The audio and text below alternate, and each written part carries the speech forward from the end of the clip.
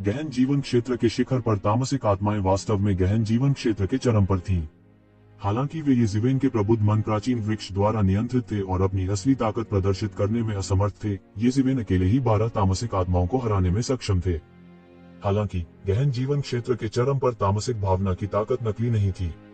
अगर येजिवेन इसे पूरी तरह से हरा सकता है और अवशोषित कर सकता है, तो यह उसके लिए हवा में से 50 लाख जीतने के बराबर होगा। यह उसकी ताकत को दूसरे स्तर तक ले जाने की अनुमति देगा।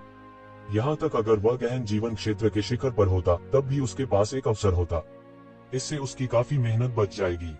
दूसरी ओर, येजिवेन केवल अपनी पूरी ताकत से अपनी रक्षा करने में सक्षम होगा यदि यह गहन जीवन क्षेत्र के शिखर पर कोई अन्य मृत आत्मा हो, जैसे कि पहले से हेडलेस नाइट। उसके लिए सीधे नरसंहार शुरू करना असंभव होगा, जैसा उसने इन तामसिक आत्माओं के खिलाफ किया था। यह पारस्परिक संवर्धन और संयम का सिद्धांत था। प्रबुद्ध मन प्राचीन वृक्ष के साथ आत्मा को लक्षित करने वाले सभी हमले उसके लिए कुछ भी नहीं थे। उनके बारे में चिंता करने की बिल्कुल जरूरत नहीं थी। धिक्कार है, इस मारने वाले भगवान का हमें जाने देने का कोई इरादा नहीं है। चलो चलें। यह देखते हुए कि 12 राशियों के ग्रेट अरे के पास येजिवेन से निपटने का कोई तरीका नहीं था, सभी 12 राशियों की क्रोधी आत्माएं पूरी तरह से निराशा में थीं। उन्होंने कभी नहीं सोचा था कि 12 तामसिक आत्माएं किसी विरोधी के साथ कुछ नहीं कर पाएंगी। भले ही यह गहन मृत्यु क्षेत्र का विशेषज्ञ हो, वे 12 तामसिक आत्माओं के गठन की मदद से अपनी रक्षा करने में सक्षम होंगे। कौन जानता था कि वे ऐसे असामान्य व्यक्ति से मिलेंगे। जिस हमले पर उन्हें सबसे ज्यादा गर्व था, वह येजिवेन के हाथों में पूरी तरह से बेकार था। वे येजिवेन के साथ कुछ भी नहीं कर सकते थे। इस समय वे केवल एक चीज कर सकते थे, बचने के लिए पूछ।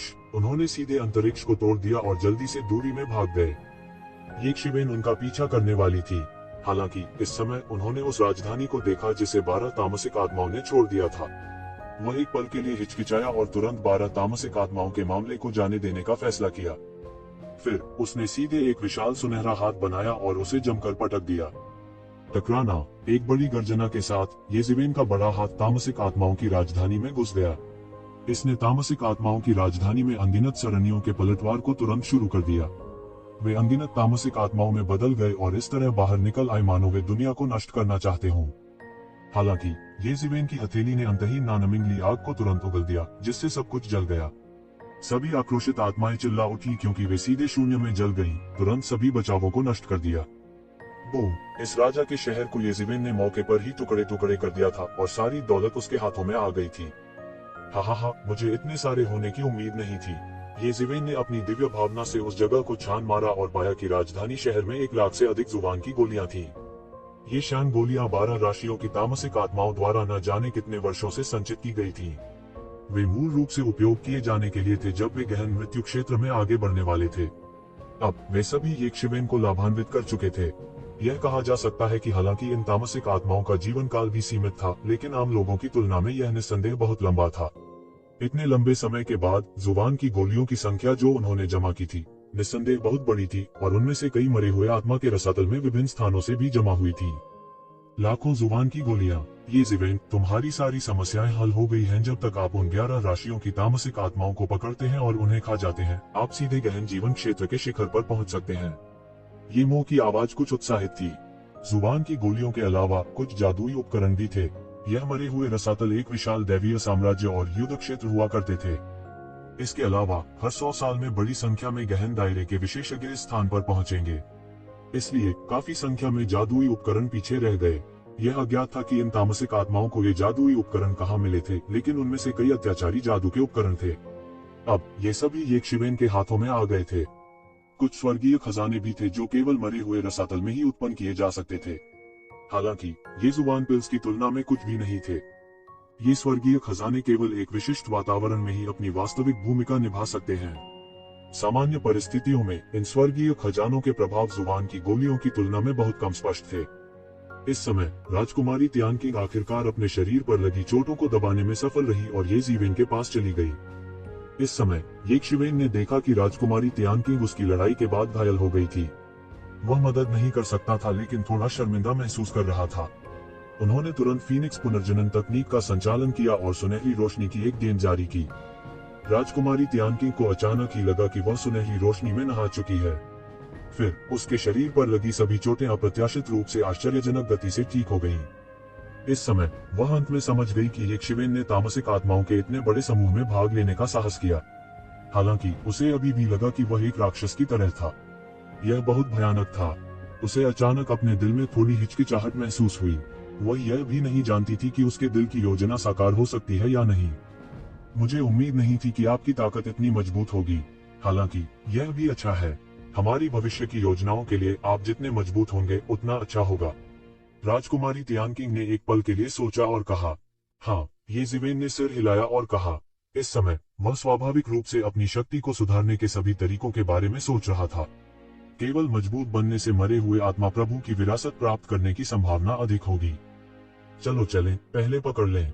ये जिवेन ने राजकुमारी तियानकिंग की पतली कमर को सीधे गले लगाते हुए कहा। फिर टेम्पेस्ट विंग्स की एक जोड़ी उसके पीछे फैल गई और सीधे उस दिशा में पीछा किया जहां 12 राशि चक्र तामसिक स्पिरिट्स बच गए थे। उनका टेम्पेस्ट डोमेन सीधे सैकड़ों मील की सीमा तक फैला हुआ था। यह जहां भी गुजरा, शेष तामसिक आत्माएं सीधे एक पल में मार दी गईं। वे उसकी उन्नति में बाधा नहीं डालेंगे। इस समय उसके पास इन बची हुई तामसिक आत्माओं से निपटने का समय नहीं था। इन तामसिक आत्माओं का स्तर बहुत कम था। उसके लिए उनमें से 10,000 एक तामसिक भावना के रूप में महत्वपूर्ण नहीं हो सकते हैं। यह पूरी तरह बेकार था। इस समय 12 राशि प्रतिशोधपूर्ण आत्माएं पहले ही सैकड़ों मील से अधिक दूर निकल चुकी थी। केवल इसी समय जब उन्होंने देखा कि एक शिवेन उनका पीछा नहीं कर रही है, तो उन्होंने आखिरकार राहत की सांस ली। इस समय 12 राशियों में से 1 दर्जन से अधिक तामसिक आत्माएं वास्तव में थोड़ी शर्मिंदा दिखी। वे एक सम्राट के अपने पिछले रवैये को पूरी तरह से खो चुके थे। यह बहुत भयानक है। मनुष्यों के बीच इतना भयानक अस्तित्व कैसे हो सकता है? मैंने बाहरी दुनिया के कुछ विशेषज्ञों को मार डाला है जिन्होंने पहले आने वाली अराजकता का फायदा उठाया था, लेकिन मैंने ऐसा भयानक अस्तित्व कभी नहीं देखा। इस समय कुत्ते के सिर वाली तामसिक आत्मा इस समय शिकायत किए बिना नहीं रह सकी। इस समय उनका चेहरा पीला पड़ गया था। अभी लड़ाई में वही एक शिवेन की मार्शल आर्ट से सीधे तौर पर घायल हो गया था। अभी भागते समय वह केवल अपने शरीर पर लगी चोटों को बलपूर्वक दबा सकता था। इस समय जिस चोट को उसने दबा रखा था, वह रुकते ही अचानक उभर आई। उसके मुंह के कोने से लगातार खून बह रहा था और वह बेहद शर्मिंदा और अतुलनीय रूप से दयनीय लग रहा था। हमारी तुलना में बाहरी दुनिया के इन प्राणियों को जन्मजात लाभ होता है। हमारी तुलना में उन्हें आवारा कुत्तों की तरह रोज छिपने की जरूरत नहीं पड़ती। वे केवल इस अंधेरे मृत आत्मा रसातल में हो सकते हैं जहां कोई दिन का प्रकाश नहीं है। इसके अलावा हमारे लिए हर बार जब हम आगे बढ़ते हैं तो जीवित रहने की संभावना बहुत कम होती है। नहीं, बस बचने का कोई मौका नहीं है। ड्रैगन के सिर वाली तामसिक आत्मा का चेहरा पीला पड़ने के अलावा और कुछ नहीं कर सकता था। उसने क्रूरता से उस दिशा में देखा जहां से वह भागा था और उसका लहजा आक्रोश से भरा था। इन तामसिक आत्माओं के लिए, जो दुनिया की सबसे अंधेरी ऊर्जा से बनी थी, हर उन्नति एक भयानक परीक्षा थी। सामान्य योद्धाओं के लिए स्वर्गीय क्लेश पहले से ही अत्यंत भयानक था। दरअसल उनके बचने की संभावना बेहद कम थी। हालांकि इन तामसिक आत्माओं के लिए सफलता का लगभग कोई मौका नहीं था। ऐसा प्रतीत होता है कि स्वर्गीय क्लेश ने उन्हें मृत्यु की हद तक रोक दिया था। इसलिए भले ही उन्होंने 100,000 जुबान गोलियों की संपत्ति जमा की थी और कई वर्षों की तैयारी की थी, फिर भी उन्होंने गहन मृत्यु चरण के स्वर्गीय क्लेश को आकर्षित करने का साहस नहीं किया। ऐसा इसलिए था क्योंकि उन्हें अभी भी कोई भरोसा नहीं था। भले ही वे गहन जीवन अवस्था के शिखर पर पहले ही कदम रख चुके थे, फिर भी उनमें कोई आत्मविश्वास नहीं था।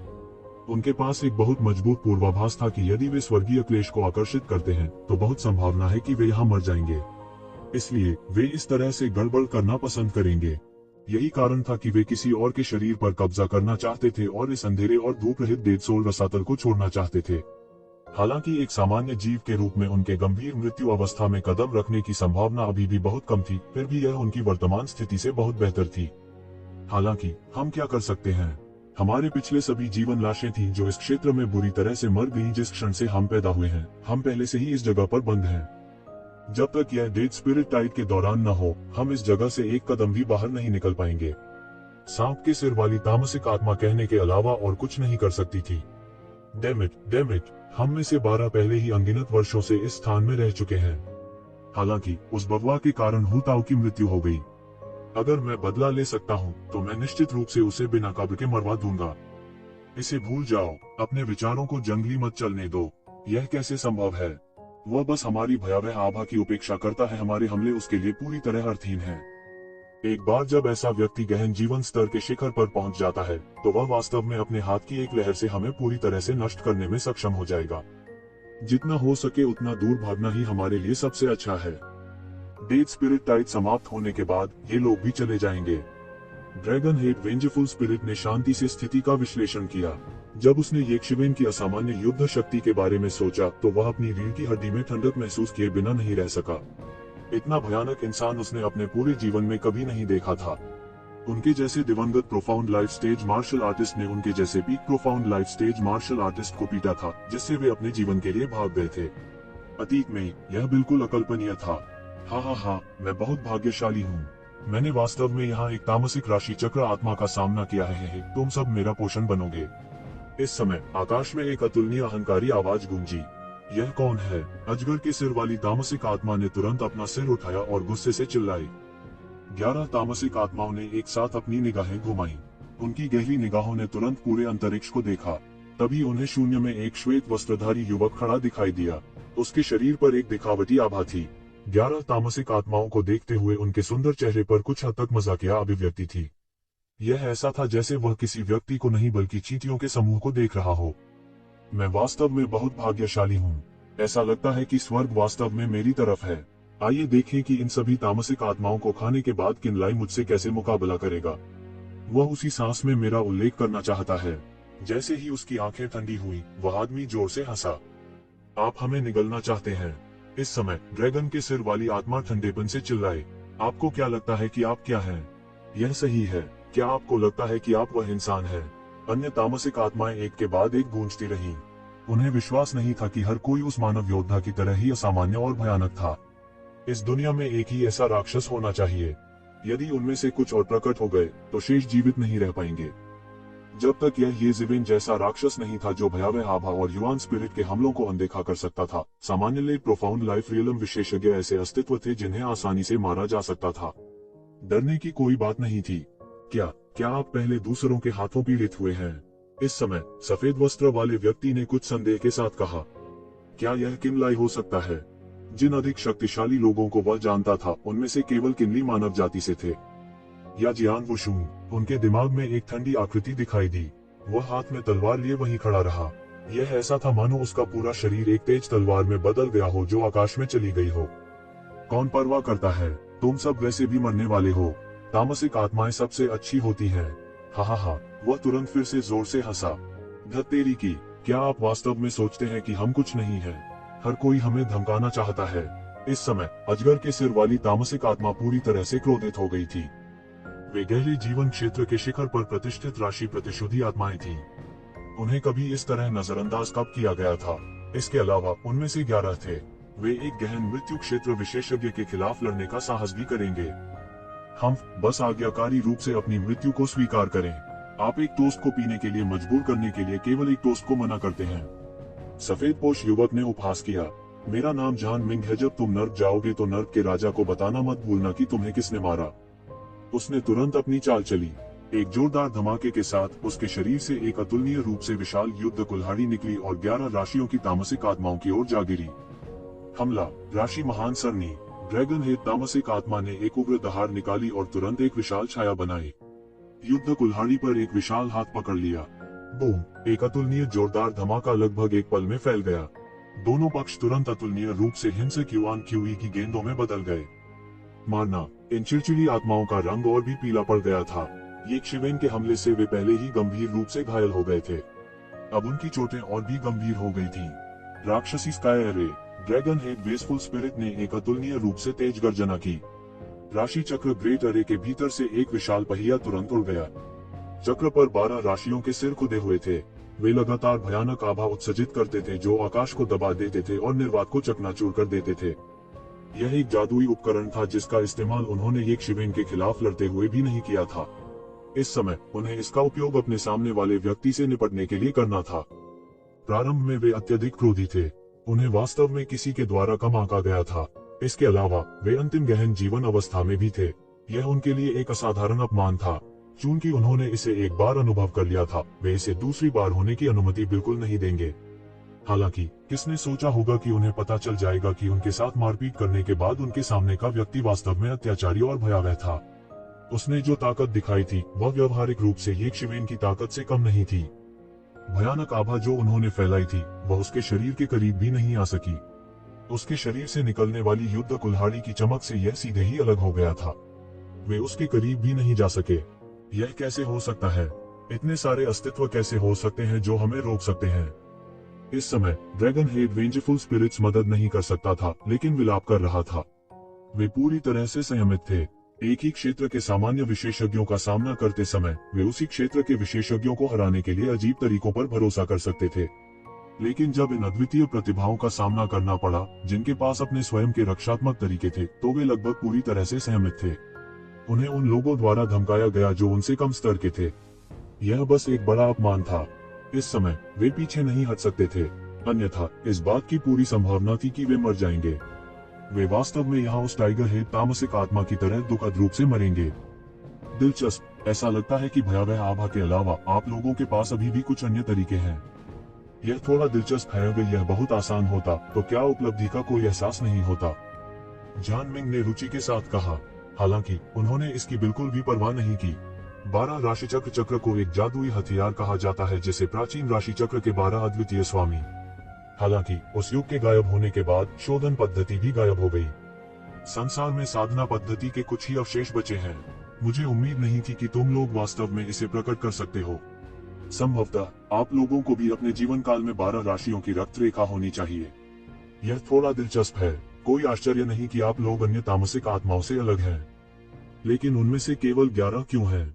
दूसरा कहाँ है? जान मिंग ने उसकी ठुड्डी को छुआ। ओह हाँ, अभी आप लोगों ने कहा कि आपको थोड़ा नुकसान हुआ है ना? आपको नुकसान उठाना थोड़ा दिलचस्प है। धिक्कार है, हमें नीचे मत देखो। जान मिंग के मजाकिया लुक को देखकर ड्रैगन हेड तामसिक आत्मा और भी उग्र हो गई। उन्हें वास्तव में एक बंदर के रूप में माना जाता था। 11 तामसिक आत्माओं के नियंत्रण में प्रकट 12 राशि चक्र ने तुरंत दिव्य प्रकाश की अनगिनत किरणों को बहा दिया, शून्य को तोड़ दिया और सीधे मौके पर जान मिंग की ओर विस्फोट हो गया। यह उसे पूरी तरह से मार देना चाहता था। यदि 12 राशि चक्र वास्तव में व्यक्ति में आता है तो मैं तुरंत घूमता हूँ और एक शब्द कहे बिना चला जाता हूँ।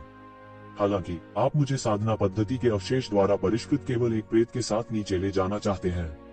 आप मुझे बहुत कम मानते हैं, जान मिंग ने उपहास किया। यह वास्तव में पर्याप्त नहीं है। इस समय उसने तुरंत एक चाल चली। उसका बड़ा हाथ शून्य की ओर खींच गया और अचानक शून्य में उसके हाथ में एक विशाल युद्ध कुल्हाड़ी दिखाई दी।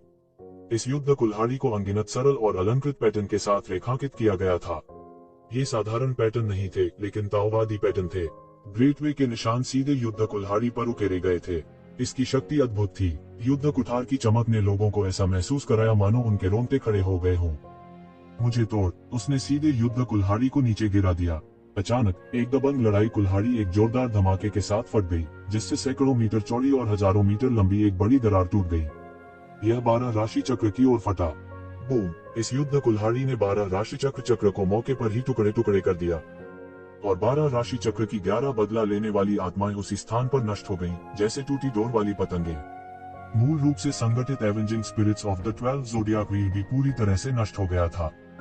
इन बदला लेने वाली आत्माओं के चेहरे सभी पीले पड़ गए थे और उनके शरीर धीरे धीरे भ्रामक होने लगे थे। मूल रूप से उनके पास भौतिक शरीर नहीं था। इतना भयानक आक्रमण झेलने के बाद वे कुछ हद तक इसका सामना करने में असमर्थ थे। इसके लिए यही सब कुछ है।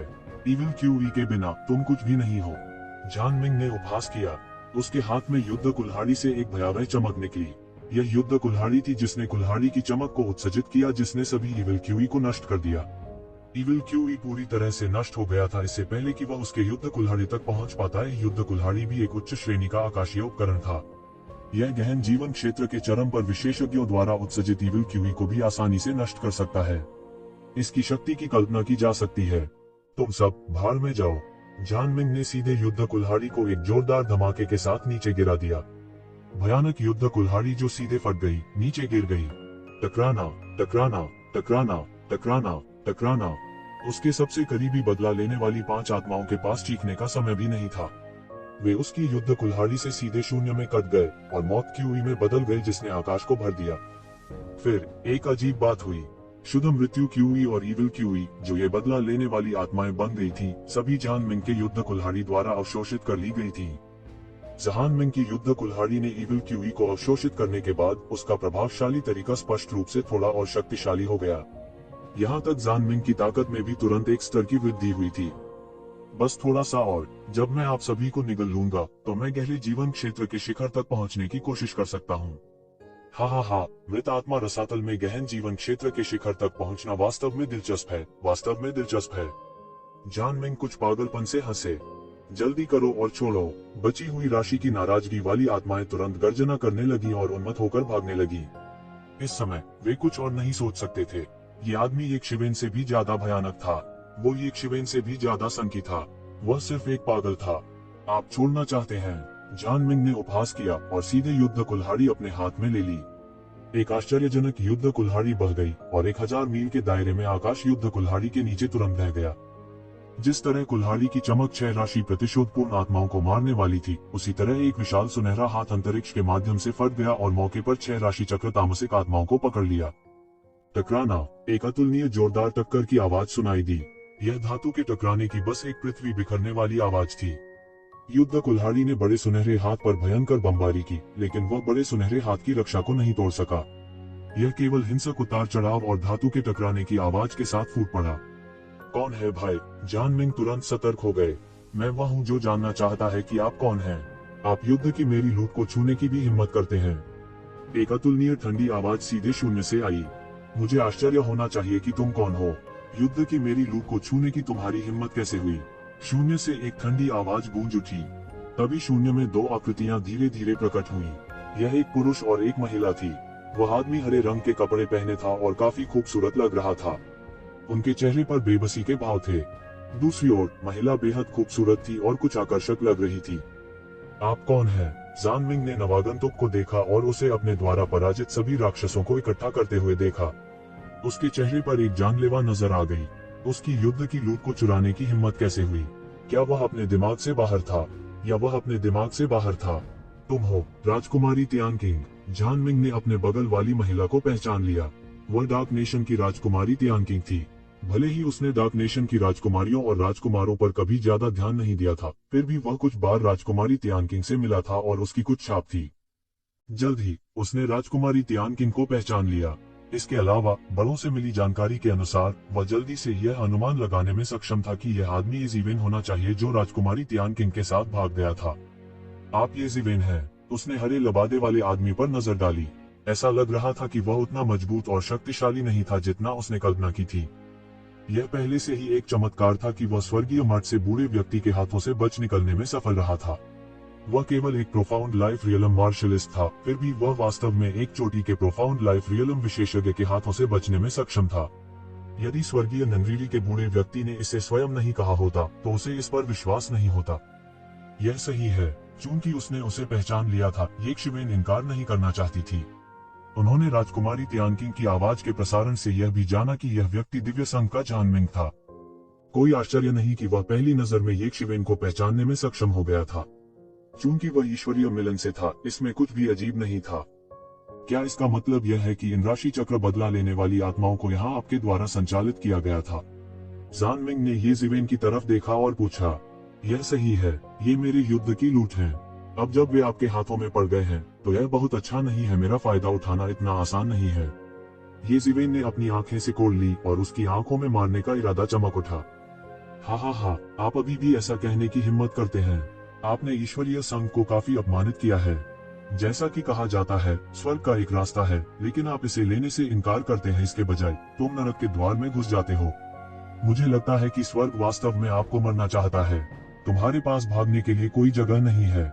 जान मिंग ने येजिवेन को देखा और कहा, मैंने सुना है कि तुम्हारे पास छद्म डाउरून्स और कुछ अजीब उपकरण हैं, लेकिन इससे कोई फर्क नहीं पड़ता। ये चीजें मेरे युद्ध में लूट का माल बन जाएंगी। हा। जान मिंग ने पागलपन से कहा। उनकी अभिव्यक्ति थोड़ी पागल थी, जैसे कि वह बेहद उत्तेजित अवस्था में आ गए हों। आप एक प्राकृतिक आपदा से बच सकते हैं, लेकिन आप एक आत्मदाह से नहीं बच सकते। येजिवेन ने जान मिंग को देखा, जो कुछ हद तक विक्षिप्त अवस्था में आ गया था और आह भरने के अलावा और कुछ नहीं कर सकता था। यह निश्चित नहीं है कि यह किसने किया है। जान मिंग ने ठंडेपन से येजिवेन को देखा। क्या हुआ? तियान मठ के बूढ़े आदमी तुम्हारे साथ नहीं है। इस बार मुझसे निपटना इतना आसान नहीं होगा। येजिवेन ने जारी रखा। इसकी कोई आवश्यकता नहीं है। मैं अकेला ही तुमसे निपटने के लिए काफी हूँ। जान मिंग ने उदास चेहरे के साथ कहा। वह हाथ पीछे करके खड़ा हो गया। इस समय एक अतुलनीय रूप से विशाल कुल्हाड़ी उसके पीछे तैर रही थी, जो लगातार एक शक्तिशाली बल का उत्सर्जन कर रही थी। ये शिवेन भी समझ सकती थी कि जान मिंग कितनी शक्तिशाली थी। इससे निपटने के लिए यह एक आसान प्रतिद्वंद्वी नहीं था, इसे एक बहुत ही भयावह अस्तित्व भी माना जा सकता है। ये बिना सिर वाले घुड़सवारों से पूरी तरह से अलग था, जिसका सामना ये शिवेन ने अतीत में किया था। जान मिंग का पूरा शरीर उस अतुलनीय रूप से विशाल कुल्हाड़ी से जुड़ गया था, जिससे एक दिल दहला देने वाली आभा निकल रही थी। फिर भी उसके भावों में किंचित मात्र भी परिवर्तन नहीं आया। उन्होंने अपने जीवन में कई तूफानों का सामना किया और कई विरोधियों को परास्त किया। उनमें से कई तो उससे भी अधिक अत्याचारी थे और उनमें से कई ने बहुत सी कठिनाइयों का सामना किया था और लगभग पराजित हो गए थे। उसकी आत्मा को पहले से ही एक चट्टान की तरह दृढ़ होने की अवस्था तक संवर्धित किया जा चुका था। साधारण चीजें उसकी आत्मा में जरा सी भी लहर पैदा नहीं कर पाएंगी। यह व्यक्ति केवल उन कदमों में से एक हो सकता है जो उसके द्वारा पराजित होंगे। उसकी कोई इच्छाधारी सोच नहीं थी, न ही वह इस लड़ाई को टाल सकता था। ऐसा इसलिए था क्योंकि उनके सामने का व्यक्ति दिव्य संघ का जान मिंग था। राजकुमारी तियानकिंग ने एक बार उल्लेख किया था कि वह दिव्य संघ में सबसे अधिक क्षमता वाले युवाओं में से एक थे। वे युवा पीढ़ी के नेता थे।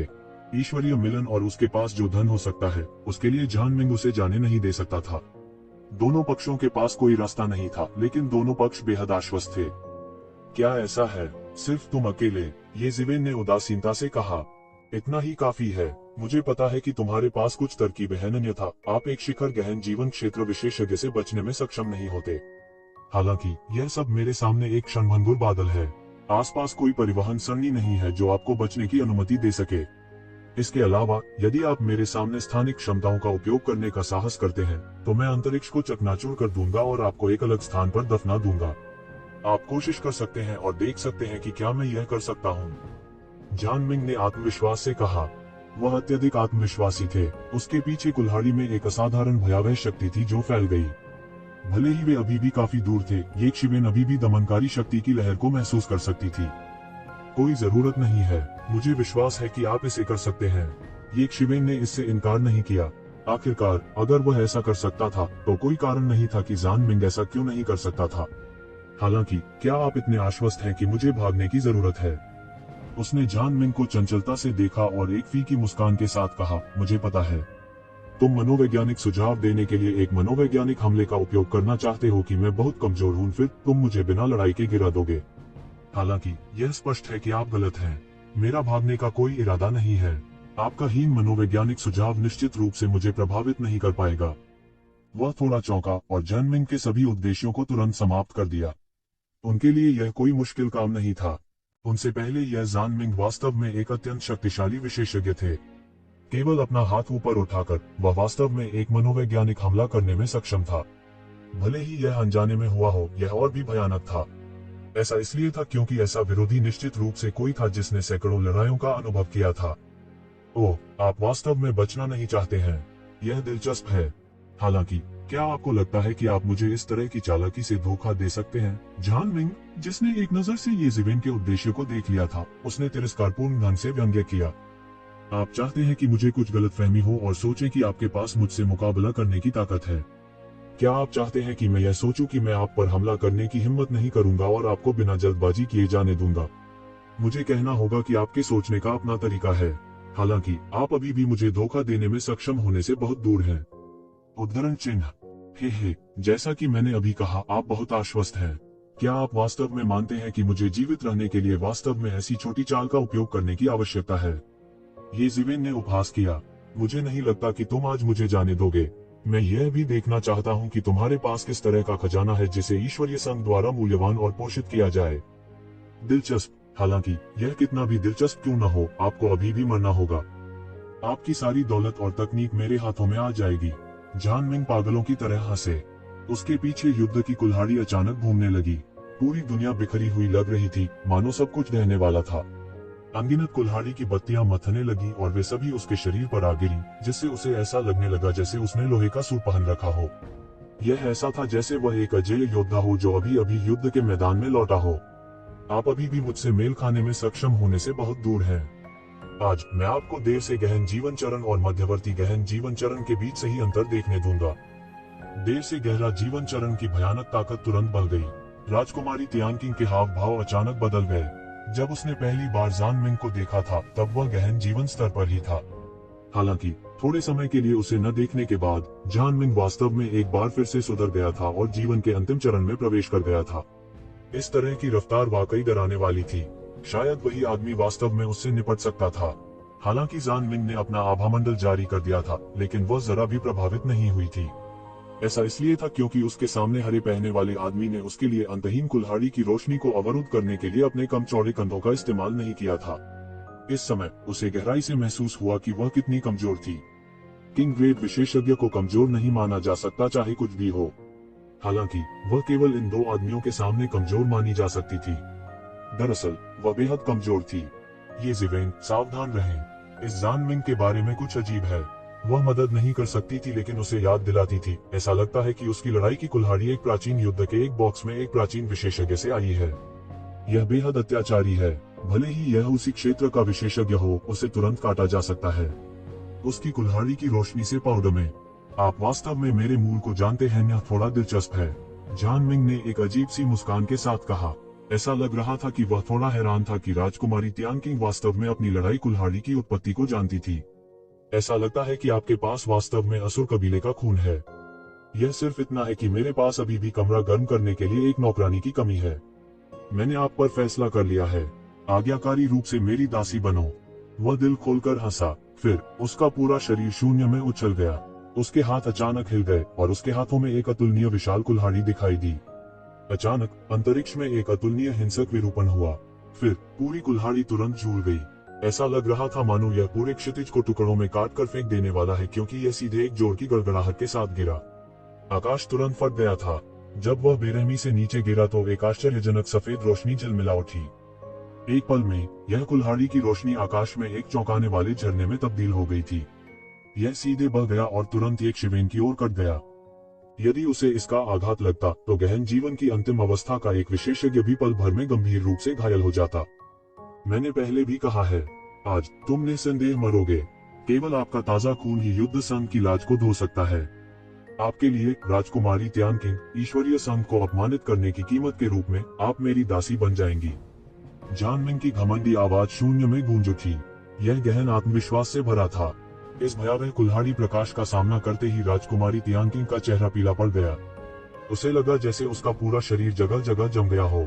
वह कांप रही थी और चलने में असमर्थ थी। ऐसा इसलिए था क्योंकि वह जान मिंग की आभा से भयभीत थी। इस बात की परवाह किए बिना कि उसके पास कितने रहस्य थे, जब उसने जान मिंग का सामना किया जो उससे कई अधिक ऊंचे थे, तो उसे एक विशाल समुद्र में तैरती एक छोटी नाव की तरह महसूस हुआ। आज उसे प्रचंड लहरों के आक्रमण का सामना करना पड़ेगा। घबराओ मत, मैं यहाँ हूँ। अगर वह तुम्हें चोट पहुँचाना चाहता है तो उसे मेरी लाश पर करना होगा। ये शिवेन उसे सांत्वना दिए बिना नहीं रह सकी। उसके हाथ अचानक तोप के गोले की तरह निकल गए। उसके पांव जमीन पर थिथक गए और आकाश का एक बड़ा हिस्सा इस हिंसक ठहाके से चकनाचूर हो गया। फिर उसके शरीर से एक अंतहीन सुनहरी रोशनी निकली और एक विशाल तेज तलवार में बदल गई, जो कुल्हाड़ी से भयंकर रूप से टकराए। बूम! एक अतुलनीय हिंसक टक्कर की आवाज सुनाई दी। सारा आकाश एक क्षण में शून्य में बदल गया। ऐसा लग रहा था मानो एक पल में सब कुछ पहले की अराजकता में लौट आया हो। पृथ्वी, अग्नि, जल और वायु सब लीक हो गए थे।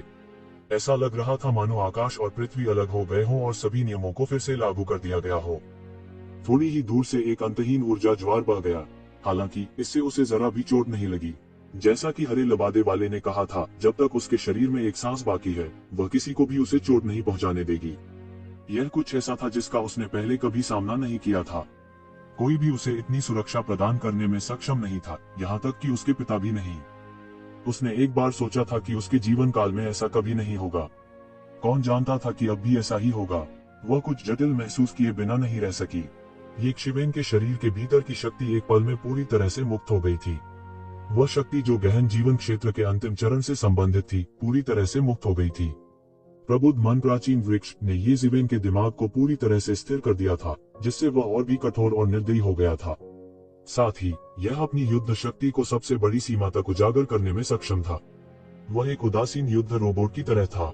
उसके शरीर में अनंत स्वर्ण आकृतियों ने अंतहीन स्वर्ण ड्रैगन का निर्माण किया, जो ऊपर और नीचे दोनों ओर से उसकी रक्षा करते हुए ऊपर और नीचे उड़ गए। फिर उसने जान मिंग की ओर उड़ते हुए सुनहरे ड्रैगन भेजे। यह ऐसा था जैसे ये गोल्डन ड्रैगन्स जान मिंग को मारना चाहते थे। ये शिवेन कुछ समय पहले पूरी तरह से नुकसान में थे, लेकिन अब अचानक उनका पलड़ा भारी हो गया था और उन्होंने पहल की थी।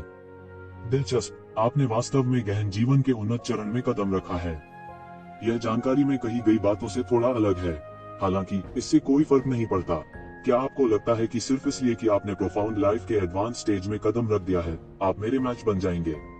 आज मैं आपको यह देखने दूंगा कि भले ही हम एक ही दायरे में हैं, हमारे बीच का अंतर स्वर्ग और पृथ्वी के बीच के अंतर जैसा है। जान मिंग के शरीर पर लगी कुल्हाड़ी अपने आप उड़ गई। फिर हजारों कुल्हाड़ी प्रकाश सभी दिशाओं में निकल गए।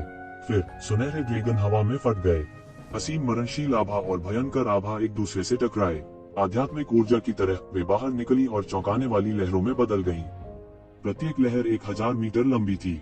भले ही वे स्थान जो लहरों से बह गए थे युद्ध के मैदान के केंद्र की तरह क्षतिग्रस्त नहीं थे, जिसे ठीक होने में अनगिनत साल लगेंगे, पूरा स्थान पहले से ही दरार के संकेत दिखा रहा था। अगर ऐसा ही चलता रहा तो धीरे धीरे यह बेकार हो जाएगा। इतनी शक्तिशाली शक्ति, क्या यह गहन जीवन चरण की अंतिम अवस्था की शक्ति है? नहीं, यहाँ तक पिता के शाही महल में अंतिम अवस्था वाले गहन जीवन अभिषेक करने वालों में इतनी भयानक शक्ति नहीं होती है। क्या ये दो राक्षस हैं? भले ही राजकुमारी तियानकिंग ने पहले ही उन्हें अपने दिल में स्वीकार कर लिया था, फिर भी वह अपनी हैरान कर देने वाली भावनाओं को फूटने से नहीं रोक सकी। गहरा क्षेत्र यह गहन क्षेत्र की शक्ति है।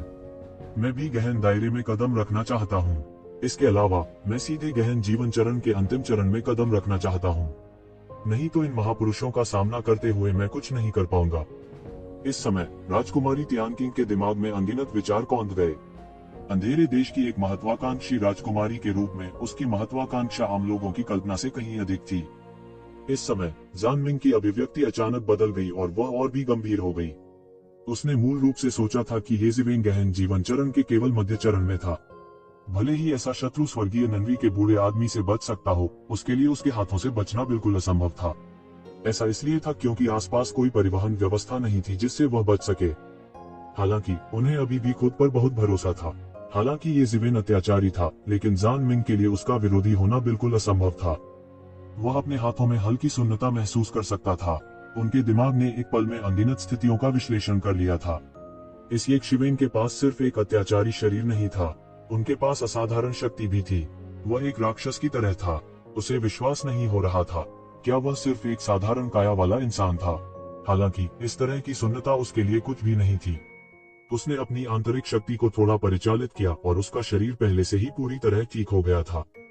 उसने केवल कुछ तामसिक आत्माओं को थोड़ा परिष्कृत किया जिसे उसने अपने शरीर में समाहित कर लिया था। अचानक उसने महसूस किया कि उसके शरीर से एक अत्याचारी आभा निकल रही है। यह तुरंत एक शक्तिशाली ऊर्जा में बदल गया और उसके शरीर को संयमित करने के बाद उसने उसे और भी अत्याचारी बना दिया। हालांकि वह परिष्कृत दिखता था, उसका अत्याचारी शरीर बुरा नहीं था। यह गहन जीवन क्षेत्र के शिखर के कई विशेषज्ञों से भी अधिक ठोस था। मरो, स्प्लिट हुआ माउंटेन। उसने एक अतुलनीय जोर से गर्जना की। फिर उसके हाथ में बड़ी कुल्हाड़ी हिलने लगी और तुरंत नीचे गिर गई। कुल्हाड़ी की रोशनी ने अंतरिक्ष को अलग कर दिया। विशाल कुल्हाड़ी पर अनंत शक्ति संघनित। कई कुल्हाड़ी की बत्तियां सीधे कानूनों और रनों में तब्दील हो गई, जो पूरे विशाल कुल्हाड़ी पर बेहोश थी। तोड़ना, ये जीवेन को पराजित नहीं होना था। उसने जोर से दहाड़ा और उसके हाथ में लंबी तलवार अचानक भयानक शक्ति के साथ भड़क उठी। एक पल में यह विशाल कुल्हाड़ी की ओर जमकर फटा। इस समय ये जीवेन के हाथ में लंबी तलवार जो उसके शरीर द्वारा संघनित थी, थोड़ी अस्थिर लग रही थी। यह वास्तव में इंच दर इंच बिखरने लगा। यद्यपि यह देवत्व द्वारा बनाया गया था, फिर भी यह इस तरह के एक भयानक दैवीय हथियार के बराबर नहीं था। दरार, दरार, दरार। एक पल में उसके हाथ में सुनहरी लंबी तलवार सीधे चकनाचूर हो गई। स्वोश, कुल्हाड़ी वास्तव में अदम्य बल के साथ नष्ट हो गई। यह विशाल आकाश के माध्यम से टूट गया और सीधे शून्य से हमला किया। यह एक शिवेन के सिर की तरफ तेजी से फिसला। टकराना, एक अतुलनीय तेज दहाड़ सुनाई दी। फिर उसके हाथ में कुल्हाड़ी सीधे ये जीवेन के शरीर से टकराई और एक पल में वो सुनहरी रोशनी के दो समूहों में विभाजित हो गया। जान मिंग के चेहरे पर कुछ भयावह और गर्व भरी मुस्कान आ गई। ये जीवेन वास्तव में बहुत मजबूत थी। अतीत में जिन विशेषज्ञों का उन्होंने सामना किया था, उनमें से उन्हें एक बहुत ही अत्याचारी विशेषज्ञ माना जा सकता है। मगर इससे क्या ऐसा अत्याचारी विशेषज्ञ मुठभेड़ के बाद भी मरा हुआ नहीं था? अरे नहीं, ये जीवेन को कैसे मारा जा सकता है? राजकुमारी तियानकिंग लगभग डर गई थी। अंतहीन हवा सूक्ष्म हवाओं में बदल गई जो उसके शरीर पर भड़क उठी, जिससे उसके कपड़े और बाल बेतहाशा झड़ गए। यह दुखदायक है, यह दुखदायक है, लेकिन इस समय वह अब और अधिक परवाह नहीं कर सकती थी। वो पूरी तरह से चौंक गई जब उसने एक शिवेन को देखा जो आधा कटा हुआ था। उसे विश्वास नहीं हो रहा था, ये जिवेन अभी कुछ ही समय पहले इतनी शक्तिशाली थी। वह एक चाल में जान मिंग द्वारा कैसे मारा जा सकता है, यह बिल्कुल अविश्वसनीय था। धतेरी की इस समय उसने लगभग सहज रूप से हमला किया। उसने सीधे असुर कबीले के पुनर्जन्म मिलस्टोन के 6 रास्तों को उड़ा दिया और इसे जान मिंग की ओर उड़ा दिया। यह सिर्फ एक छोटी सी चाल है, हालांकि यह असुर कबीले की एक शक्तिशाली मार्शल आर्ट है। यह बेकार है, आपकी ताकत अभी भी बहुत दूर है। जान मिंग गर्व से हंसे और सीधे एक हाथ से पुनर्जन्म मिलस्टोन को टुकड़ों में कुचल दिया। वह उसके लिए बिल्कुल भी मेल नहीं खाती थी। इस समय राजकुमारी तियानकिंग का चेहरा घातक रूप से पीला पड़ गया था। उसका नाजुक शरीर थोड़ा कांप रहा था, उसकी आंखों में कातिलाना भाव था। वह पहले ही इस हद तक मजबूर हो चुकी थी, वह अब भी चुप कैसे रह सकती थी और हमला नहीं कर सकती थी। मैं पूरी कोशिश कर रहा हूँ, तुमने मुझे मजबूर कर दिया। उसके शरीर में एक शक्तिशाली शक्ति पागलों की तरह पक रही थी। इस समय 2 सुनहरी रोशनी अचानक एक में विलीन हो गई और एक शिवेन की आकृति प्रकट हुई। उसने अचानक आराम किया जैसे उसने अपनी रीढ़ की हड्डी ढूंढ ली हो। उसके जैसी किसी महिला के लिए जो शीर्ष पर चढ़ने के लिए दृढ़ संकल्पित थी, यह एक अभूतपूर्व स्थिति थी। शायद यह बहुत बुरा नहीं था, पता नहीं क्यों, पर उसकी आंखें थोड़ी नम थीं। क्या आपको लगता है कि आप इस तरह के हमले से मुझे चोट पहुंचा सकते हैं? क्या मजाक। ये जिवेन की ठंडी ठंडी आवाज सीधे बाहर निकली। क्यूई विस्फोट के बाद जो उड़ रहा था बिखर गया। क्या चल रहा है? जान मिंग तुरंत चौंक गए। उसने स्पष्ट रूप से महसूस किया कि उसने पहले ही एक शिवेन को नीचे गिरा दिया था। ये जिवेन अभी भी जीवित कैसे हो सकती है? यह बिल्कुल अतार्किक था। उसके दिमाग में अनगिनत विचार कौंध गए। हालांकि उसकी चाल बिल्कुल भी धीमी नहीं थी क्योंकि वह हताश होकर पीछे हट गया। उसी समय जिस स्थान पर वह खड़ा था उसे एक विशाल सुनहरे हाथ से सीधे चूर्ण में कुचल दिया गया। वह मदद नहीं कर सकता था लेकिन कुछ डर महसूस कर रहा था। ये जिवेन का पलटवार बहुत तेज था। यह लगभग एक पल था और वह पहले ही बिजली की तरह पलटवार कर चुका था। अगर उसने अभी चकमा नहीं दिया होता तो इस बात की बहुत संभावना थी कि उसे एक शिवेन ने उसी जगह मारा होता। और इस समय ये जिवेन के सिर के ऊपर एक बड़ा स्क्रॉल लगातार सिकुड़ रहा था और फैल रहा था। यह यिन यांग जीवन और मृत्यु आरेख था। अनंत अक्ष प्रकाश और ऊर्जा जो मुक्त की गई थी वे सभी यिन यांग जीवन और मृत्यु आरेख द्वारा अवशोषित कर ली गई थी। अभी अभी वह केवल एक दिखावा कर रहा था। उसकी वर्तमान ताकत के साथ उसके लिए उसी स्तर के विशेषज्ञों द्वारा आसानी से मारा जाना असंभव था जिस स्तर पर वह गहन जीवन क्षेत्र में था। भले ही गहन जीवन क्षेत्र के शिखर पर कोई विशेषज्ञ व्यक्तिगत रूप से आया हो, उसे विश्वास था कि वह सकुशल बच जाएगा। वह बस पलटवार करने के अवसर की प्रतीक्षा कर रहा था और उसे एक झपट्टा मारकर नीचे गिराना चाहता था। कौन जानता था कि जान मिंग युद्ध में माहिर होने के योग्य है। उसे पहले ही आभास हो गया था कि एक पल में कुछ गलत था और उसने तुरंत प्रतिक्रिया दी जिससे उसकी योजना विफल हो गई। अब मैं तुम्हें अपनी सबसे मजबूत अवस्था देखने दूंगा।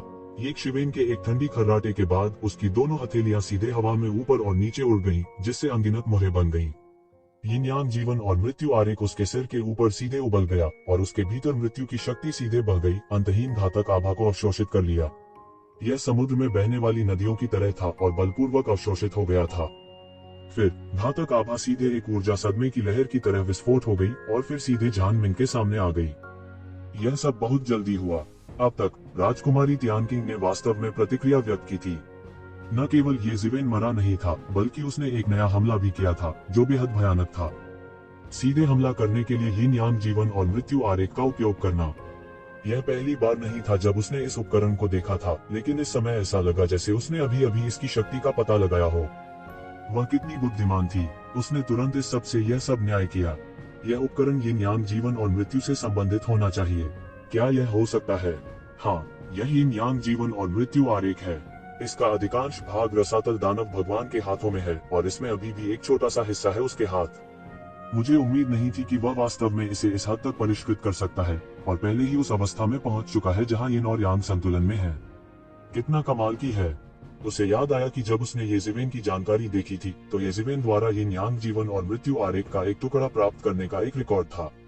हालांकि यिन यांग जीवन और मृत्यु आरेख की ताकत की तुलना पूरे राज्य की ताकत से नहीं की जा सकती, फिर भी इसे काफी भयानक कहा जा सकता है। क्या अधिक भयावह है कि यिन यांग जीवन और मृत्यु आरेख में यिन यांग जीवन और मृत्यु क्यूई को आमतौर पर आध्यात्मिक क्यूई से परिवर्तित करने की आवश्यकता होती है, इसलिए दक्षता इतनी अधिक नहीं है। इसलिए इसका उपयोग नहीं किया जा सकता है लगातार। हालांकि अब यह अलग ऐसे वातावरण में यह उसके प्राकृतिक ग्रह क्षेत्र के बराबर है। अंतहीन डेथ क्यूई उसका सबसे अच्छा सहायक है।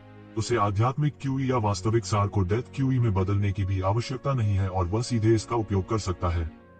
इस तरह वह बस अजेय है। कोई आश्चर्य नहीं कि वह अपने आप में इतना आश्वस्त है। यहाँ तक अगर वह स्वर्ग के मठ के बूढ़े व्यक्ति से फिर से मिलता है तो वह डरेगा नहीं। हाथ में यिन यांग जीवन और मृत्यु आरेख के साथ, जब तक कि यह गहन मृत्यु क्षेत्र का विशेषज्ञ न हो जो उससे कहीं अधिक शक्तिशाली हो, यहाँ तक कि गहन जीवन क्षेत्र के शिखर पर मौजूद विशेषज्ञ भी उसका कुछ नहीं बिगाड़ सकता। उसके विचार उसके दिमाग में घूम गए और उसने जल्दी से कुछ चीजों के अंदर और बाहर की गणना की। ये चीजें उसके लिए मुश्किल नहीं थी, लेकिन यह ठीक था क्योंकि उसने इसकी गणना की थी कि वह और भी चौंक गई थी। यह ये ज़िवेन वास्तव में अद्भुत थी। स्वोश, जहान मिंग के शरीर पर एक घातक आभा भयंकर रूप से गिर गई। हालांकि यह उसके हाथ में कुल्हाड़ी की रोशनी से घुल गया था, फिर भी विशाल बल ने उसे कुछ कदम पीछे हटने के लिए मजबूर कर दिया। इस समय ये ज़िवेन के हमले ने सीधे उस पर हमला किया बिना उसकी सांस लेने की प्रतीक्षा किए। मौत क्यूई की एक और लहर। आम लोगों के लिए इस तरह की डेथ क्यूई के संपर्क में आना सबसे वर्जित था। एक बार जब वे इसके संपर्क में आ गए तो वे मृत्यु से दूर नहीं होंगे। यहाँ तक मार्शल आर्टिस्ट भी इससे अछूते नहीं थे। बस इतना था कि अधिक शक्तिशाली मार्शल कलाकार अधिक से अधिक भयावह मौत क्यूई का सामना कर सकते थे। लेकिन संक्षेप में कोई अंतर नहीं था। जानमिंग डेथ क्यूई को लगातार तोड़ने के लिए कुल्हाड़ी पर निर्भर थे, इसलिए वह साधारण मृत्यु क्यूई की उपेक्षा कर सकता था। हालांकि वह अभी भी इस डेथ क्यूई से बहुत डरता था। एक बार जब यह मौत क्यूई ये ज़िवेन द्वारा इस्तेमाल की गई और हमले के साधन में बदल गई तो यह उसके लिए एक आपदा होगी। टकराना, एक और हिंसक टक्कर हुई और वह कुछ कदम पीछे उड़ गया। स्वोश स्वोश स्वोश, आकाश में अनगिनत डेथ क्यूई सीधे बह गए। यह आकाश जाल की तरह सघन रूप से भरा हुआ था।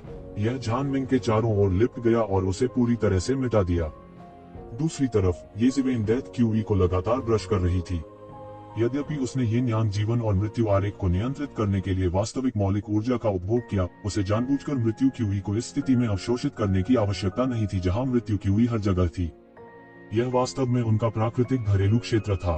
टकराना टकराना टकराना। जानमिंग ने चाहे कितनी भी कोशिश क्यों न की हो, मौत क्यूई ने उसे हमेशा धूल चटा दी। उसकी कुल्हाड़ी की रोशनी से पूरी मौत क्यूई को भंग नहीं किया जा सका। इतनी घनी मौत क्यूई के आने से उसका एक्स लाइट पूरी तरह से नियंत्रण से बाहर हो गया था। और जब ये डेथ क्यूई उसके शरीर पर ब्रश करती है तो यह सीधे उसके 5 आंतों और 6 आंतों में घुस जाती है, जिससे उसके आंतरिक अंग सड़ने लगते हैं, सीधे उसे घायल कर देते हैं।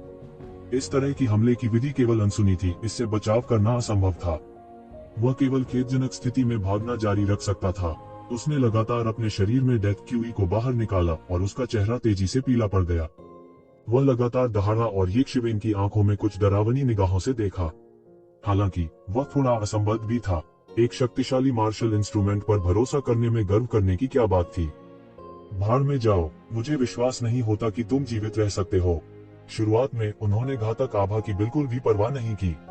ये ज़िवेन द्वारा प्रताड़ित किए जाने के बजाय सीधे हमला करना बेहतर था। जब तक वो ये ज़िवेन को मारता तब तक सारे हमले बंद हो जाते। इसके अलावा वह एक दिव्य उपकरण भी प्राप्त कर सकता था जो डेड सोल रसातल में यात्रा कर सकता था। उनके लिए मृत आत्मा भगवान की विरासत को प्राप्त करना अत्यंत महत्वपूर्ण था। उसने ये ज़िवेन की ओर जमकर धमाका करना शुरू कर दिया। स्वोश स्वोश स्वोश, आकाश में कुल्हाड़ी की रोशनी सीधे आसमान को चीरती हुई निकली और एक शॉक वेव में बदल गई जो एक ज़िवेन की ओर फटा। इस बड़ी कुल्हाड़ी से जिस कुल्हाड़ी की रोशनी को काटा गया वह बेहद भयानक था। ये ज़िवेन भी इसे नजरअंदाज नहीं कर सकती थी। जैसा कि अपेक्षित था, ये ज़िवेन की डेथ क्यूई की आवृत्ति धीरे धीरे कम हो गई। उसके लिए उसके दिन अच्छे होते जा रहे थे। आप बस अपने मार्शल इंस्ट्रूमेंट के तेज पर भरोसा कर रहे हैं। जब तक मैं आपको मारता हूँ तब तक चिंता की कोई बात नहीं है। जानमिंग ये ज़िवेन के करीब आ गया। स्वोश, उसकी आकृति तुरंत गायब हो गई और पूरी जगह फट गई। अगले ही पल वो एक ज़िवेन के पास आ चुका था। उसके हाथ में कुल्हाड़ी तुरंत नीचे गिर गई। उसके हाथों की नीली नसें उभरी हुई थी क्योंकि उसने अपनी पूरी ताकत लगा दी थी। इस बार वह एक ज़िवेन को मारना चाहता था, तभी वह इस लंबी लड़ाई को झेल पाएगा। इस समय ये ज़िवेन के शरीर से निकलने वाली दिव्यता को तुरंत इस कुल्हाड़ी की रोशनी ने काट दिया। जैसे ही ये ज़िवेन के शरीर को काटने वाला था, ये ज़िवेन सीधे सुनहरी रोशनी की एक गेंद में बदल गई और मौके पर ही गायब हो गई। जब वह फिर से प्रकट हुआ तो वह पहले से ही जानमिंग के पीछे था। उसके पीछे हवा और गरज के पंखों का जोड़ा बहुत स्पष्ट दिखाई दे रहा था। हवा और गरज की अंतहीन शक्ति सीधे फैल गई और मौके पर ही मौत की ताकत से लड़ने लगी। दोनों पक्षों के बीच लड़ाई बहुत तीव्र थी। पलक झपकते ही अपराध और बचाव का आदान प्रदान हो गया। यह इतनी तेज थी कि आंखें चौंधिया गईं। इस समय राजकुमारी तियानकिंग शून्य में लड़ाई को स्पष्ट रूप से देखने के लिए केवल एक विशेष विधि पर भरोसा कर सकती थी। वो ये भी देख सकती थी कि जान मिंग भी ये शिवेन के लिए एक कठिन प्रतिद्वंद्वी थी। वह हेडलेस नाइट की तरह आसानी से पराजित नहीं हुआ था। वास्तव में वह 12 राशियों की नाराजगी की आत्माओं की तरह भी नहीं था, जो गहन जीवन क्षेत्र के चरम पर थे, लेकिन ये जिवेन द्वारा पूरी तरह से दबा दिए गए थे। अंत में ये जिवेन ने आवारा कुत्तों की तरह उनका पीछा किया। ये जिवेन की आकृति युद्ध के अमर देवता की तरह शून्य में आगे पीछे घूमती रही। उसने एक बार फिर जान मिंग की ओर हमला किया। उसके हाथ में सुनहरी तलवार ने एक बार फिर विशाल आकाश को खोल दिया और जान मिंग की ओर जमकर झपटा। इस समय जब जान मिंग ने देखा कि ये जिवेन का हमला सीधे उसकी ओर धमाका कर रहा है, तो उसने तुरंत अपने दांत पीस लिए और बेरहमी से राजकुमारी तियानकिंग की ओर झपटा। अगर मैं आज मर भी गया तो इस लड़की को अपने साथ घसीट लूंगा। यदि आप इस लड़की के साथ जाते हैं तो आप दोनों के बीच संबंध सामान्य नहीं होने चाहिए।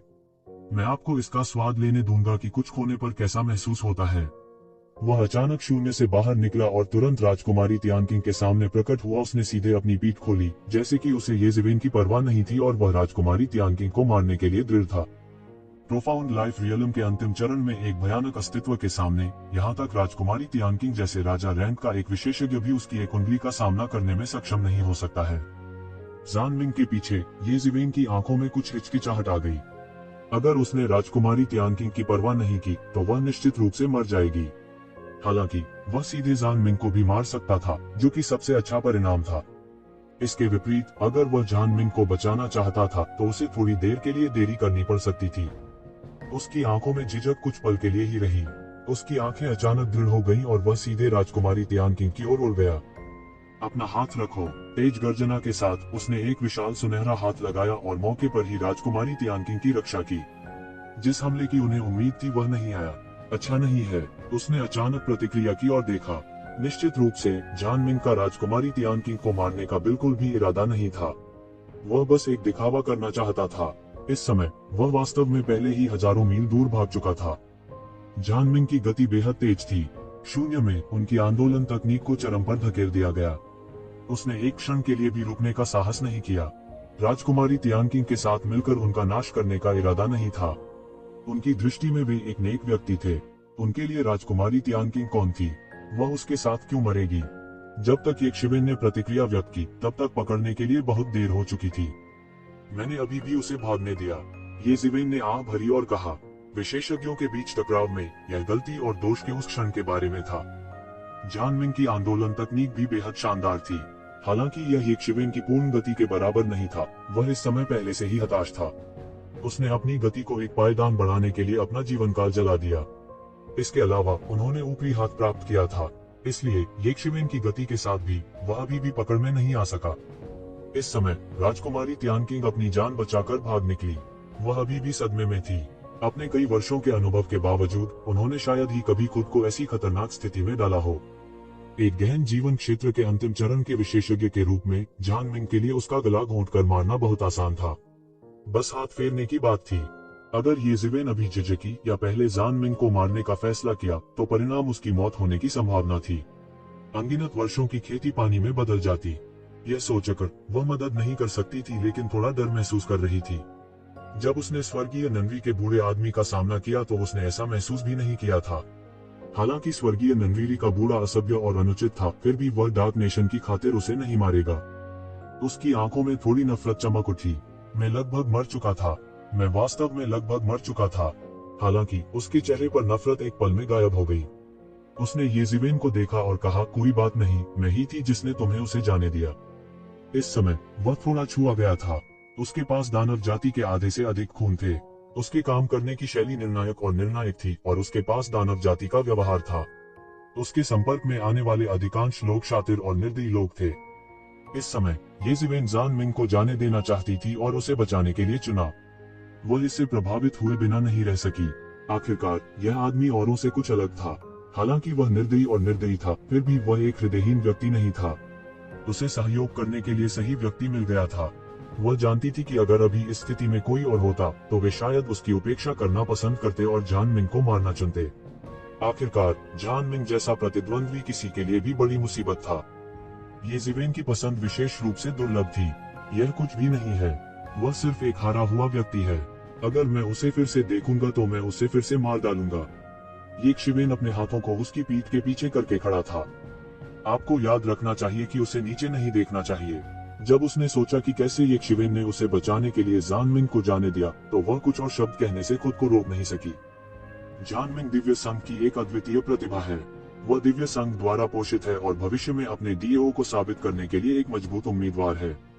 यहाँ तक बैटल यूनियन की मरे हुए आत्मा भगवान की विरासत के लिए लड़ने की योजना पूरी तरह से उसके चारों ओर बनी है। इस बार उसके भाग जाने के बाद मुझे डर है कि उसके ठीक होने में देर नहीं लगेगी। इसके अलावा उसने गहन जीवन स्तर के चरम पर बहुत सारी तामसिक आत्माओं का भक्षण किया है। मुझे डर है कि वह बहुत दूर नहीं होगा जब वह गहन जीवन स्तर के शिखर पर आगे बढ़ेगा। यह ठीक है, एक बार जब मैं इन तामसिक आत्माओं को पूरी तरह से परिष्कृत कर लूंगा तो मैं गहन जीवन अवस्था के शिखर पर पूरी तरह से कदम रख सकूंगा। उस समय मुझे किसी चरम गहन जीवन अवस्था के विशेषज्ञों से डरने की जरूरत नहीं होगी। तू जिवेन ने मुस्कुराते हुए कहा। उनकी बेपरवाह उपस्थिति ने राजकुमारी तियानकिंग को क्रोधित कर दिया। उसने उसे सद्भावना से स्पष्ट रूप से चेतावनी दी थी, लेकिन दूसरे पक्ष ने इसकी बिल्कुल भी परवाह नहीं की। एक छोटी लड़की के रूप को प्रकट करना उसके लिए दुर्लभ था। हालांकि इसने ये शिवेन को बहुत युवा महसूस कराया। राजकुमारी तियानकिंग राजकुमारी हीयू की तरह आक्रामक और प्रभावशाली नहीं थी। हालांकि ये जिवेन उसके साथ बातचीत करने के बाद बता सकती थी कि वह एक महत्वाकांक्षी महिला थी, इसलिए उनके लिए ऐसा रूप दुर्लभ था। हालांकि उनके दिल में एक नया विचार था। राजकुमारी तियानकिंग सही थी। चाहे कुछ भी हो, जान मिंग एक प्रतिभा थी जिसे बैटल यूनियन ने पोषण पर केंद्रित किया था। उसे गहन जीवन अवस्था के शिखर पर कदम रखने में देर नहीं लगेगी। यदि वह इससे पहले गहन जीवन अवस्था के शिखर पर कदम नहीं रख पाता तो जान मिंग के उसे खोजने की संभावना कम नहीं होगी। इसके अलावा गहन जीवन अवस्था के शिखर पर विशेषज्ञ पहले से ही मृत आत्मा प्रभु की विरासत की खोज करने के लिए जा चुके थे। यदि वह उन विशेषज्ञों से मरे हुए आत्मा प्रभु की विरासत को छीनना चाहता था तो उसे गहन जीवन अवस्था के शिखर पर कदम रखना होगा। गहन जीवन अवस्था के शिखर पर कदम रखे बिना उसके जैसा अहंकारी व्यक्ति भी जानता था कि वह निश्चित रूप से गहन जीवन स्तर के शिखर पर एक विशेषज्ञ के लिए एक मैच नहीं होगा। अधिक से अधिक वह केवल अपनी रक्षा कर सकता था। चलो अभी इसके बारे में बात नहीं करते हैं। क्या हमारा मुख्य उद्देश्य अब आपको डार्कनेस के देश की संरक्षक कलाकृतियों को पुनः प्राप्त करने में मदद करना नहीं है? ये जिवेन ने कहा। मैंने पहले ही कहा है कि मैं गार्जियन आर्टिफैक्ट को छोड़ सकता हूँ। मैं जो चाहता हूँ वह कुछ और है। राजकुमारी तियानकिंग ने ये शिवेन की ओर देखते हुए कहा। ये जिवेन ने एक पल के लिए सोचा।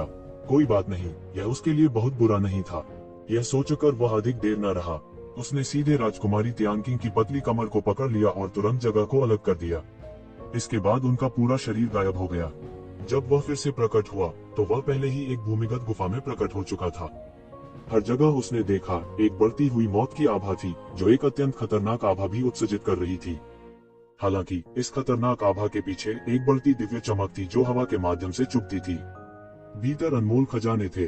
ये सिवेन, तुम्हें सावधान रहना होगा। यह अंधेरे के भगवान द्वारा पीछे छोड़े गए खजानों में से एक है। यह कहा जा सकता है कि अंदर अनगिनत जाल और क्रूर जानवर हैं। यहाँ तक कई प्रागैतिहासिक राक्षस भी हैं जो प्राचीन काल से अस्तित्व में हैं। वे गहन जीवन चरण के अंतिम चरण या यहाँ तक गहन जीवन चरण के शिखर के विशेषज्ञों की तुलना में कहीं अधिक शक्तिशाली हैं। राजकुमारी तियानकिंग ने चेतावनी दी।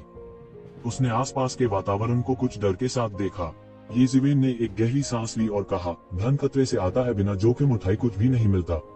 इसके अलावा अगर आपके देश के अंधेरे के संस्थापक पूर्वज ने अपने जीवन को जोखिम में नहीं डाला और संरक्षक कलाकृति प्राप्त नहीं की तो आपके देश के अंधेरे में पैर जमाने के लिए कोई जगह नहीं होगी। ठीक है, लेकिन कोई बात नहीं, तुम्हें अभी भी सावधान रहना होगा। राजकुमारी तियानकिंग ने एक विराम के बाद कहा। जाहिर है वो ये जिवेन की बातों से कुछ हद तक सहमत थी, लेकिन पूरी तरह से नहीं। गर्जन गर्जन गर्जन पूरा भूमिगत एक भूमिगत भूलभुलैया की तरह था।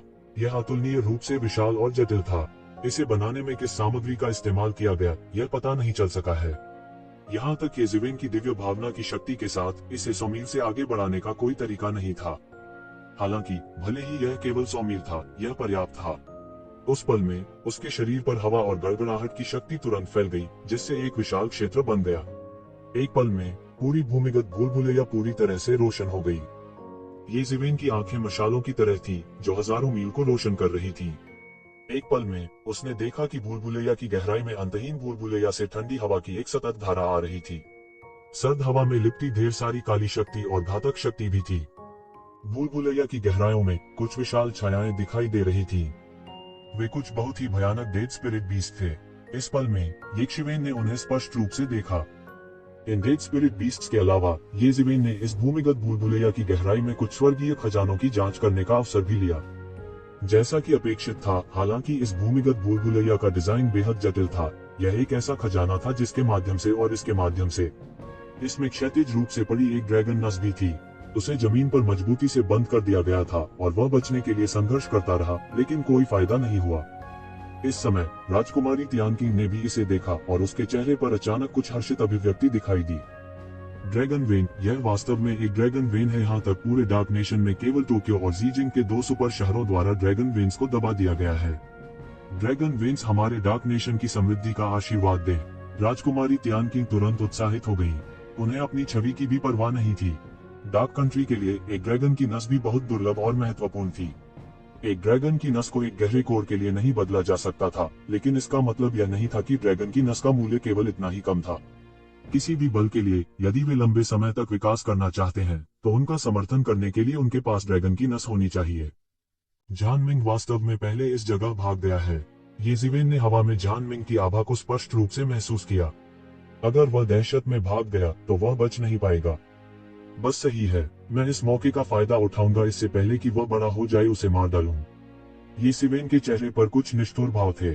जैसा कि ये जिवेन को होश आया था, जानमिंग इस भूमिगत भूल भुलैया में भाग गया था और ईश्वरीय मिलन के लोगों से मिला था।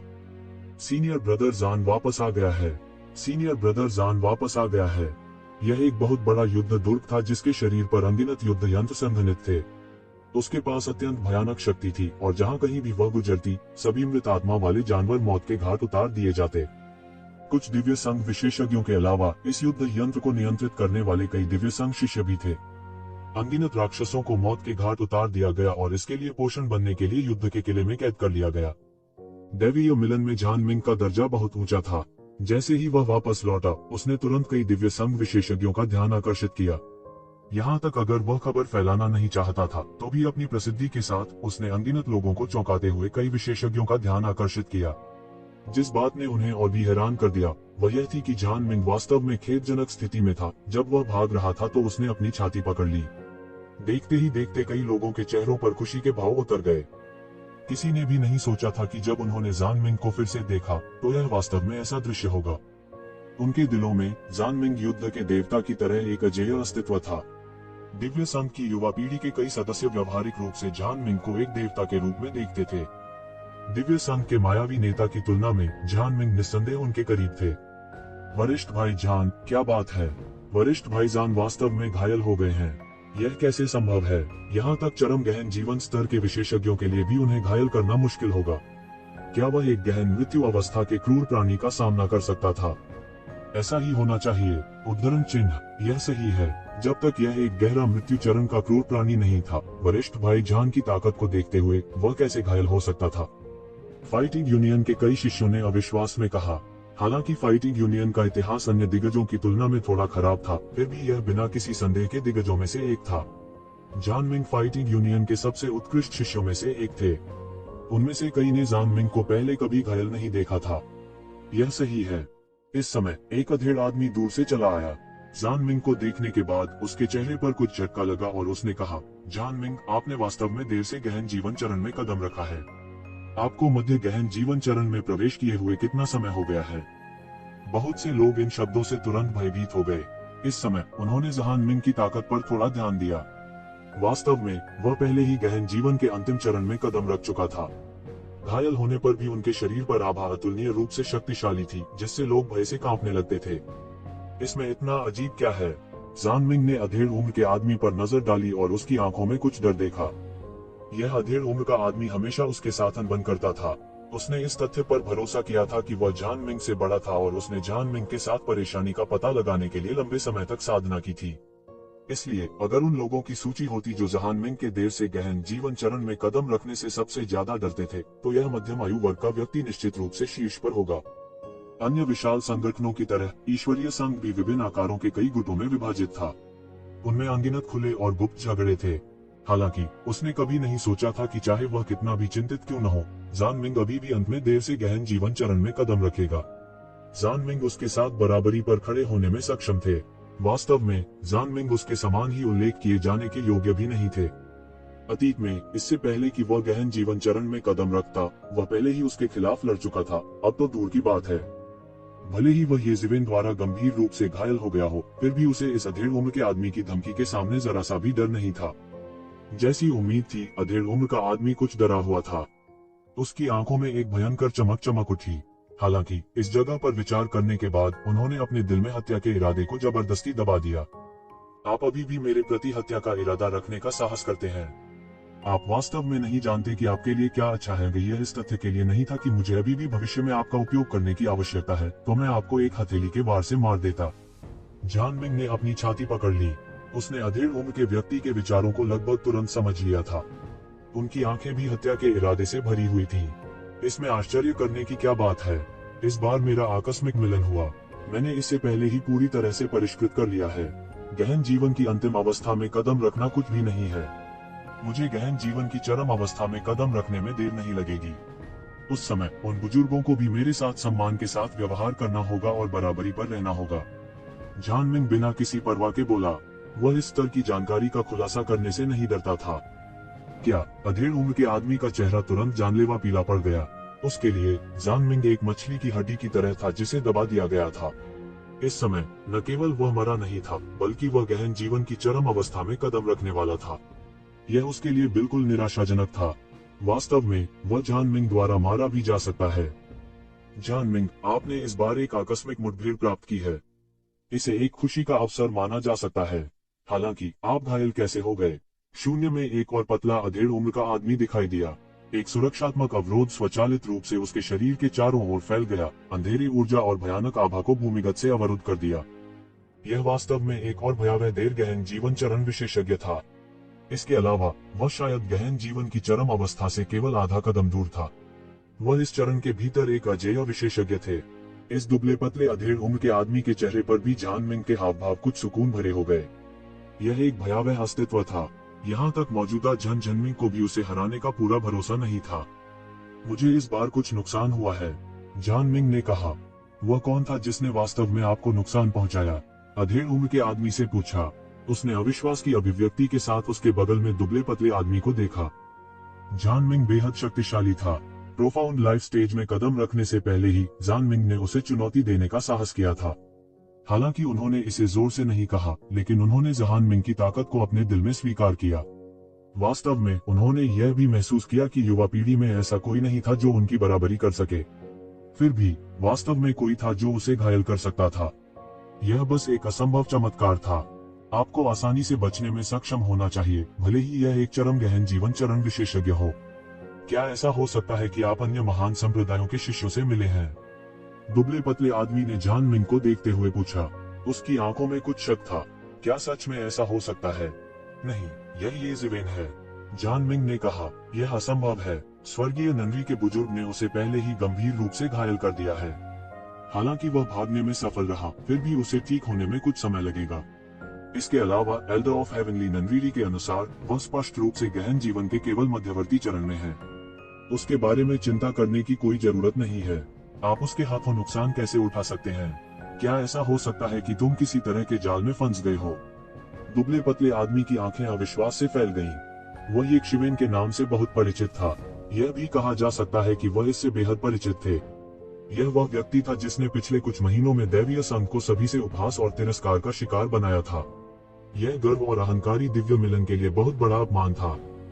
जब से ईश्वरीय संघ की स्थापना हुई थी, तब से बहुत से लोगों ने इस तरह दैवीय मिलन को क्रोधित करने का साहस नहीं किया था। हालांकि येज़ेबेल ने किया था। इसके अलावा वह सफल हुआ और उन्हें असहाय छोड़ दिया। हालांकि वह अच्छी तरह जानता था कि कितने संयोग शामिल थे। उसकी पहली प्रतिक्रिया यह थी कि येज़ेबेल ने वास्तव में जान मिंग को नुकसान पहुंचाया था। हालांकि जब उन्होंने जान मिंग को देखा तो उन्हें एहसास हुआ कि यह कोई मजाक नहीं था। इसलिए यह केवल सच हो सकता है। यह मजाक से भी ज्यादा अविश्वसनीय था। मुझे आश्चर्य है कि इस आदमी का किस तरह का आकस्मिक सामना हुआ। उसकी ताकत इतनी तेजी से आसमान छू गई है कि मैं भी उसका मुकाबला नहीं कर सकता। जान मिंग की अभिव्यक्ति थोड़ी उदास थी। उसने हमेशा शेख ही बघारी थी कि वह दुनिया में अजेय था। हालांकि उसे एक बड़ा नुकसान हुआ था। इसके अलावा उसे ये शिवेन के हाथों एक बड़ा नुकसान हुआ था। यह उनके लिए बिल्कुल अस्वीकार्य था। फाइटिंग लीग के सदस्य कहना चाहते थे कि यह असंभव था। वह इतनी तेजी से कैसे सुधार कर सकता है। हालांकि जब उन्होंने जान मिंग को देखा तो उनके पास कहने के लिए कुछ नहीं था।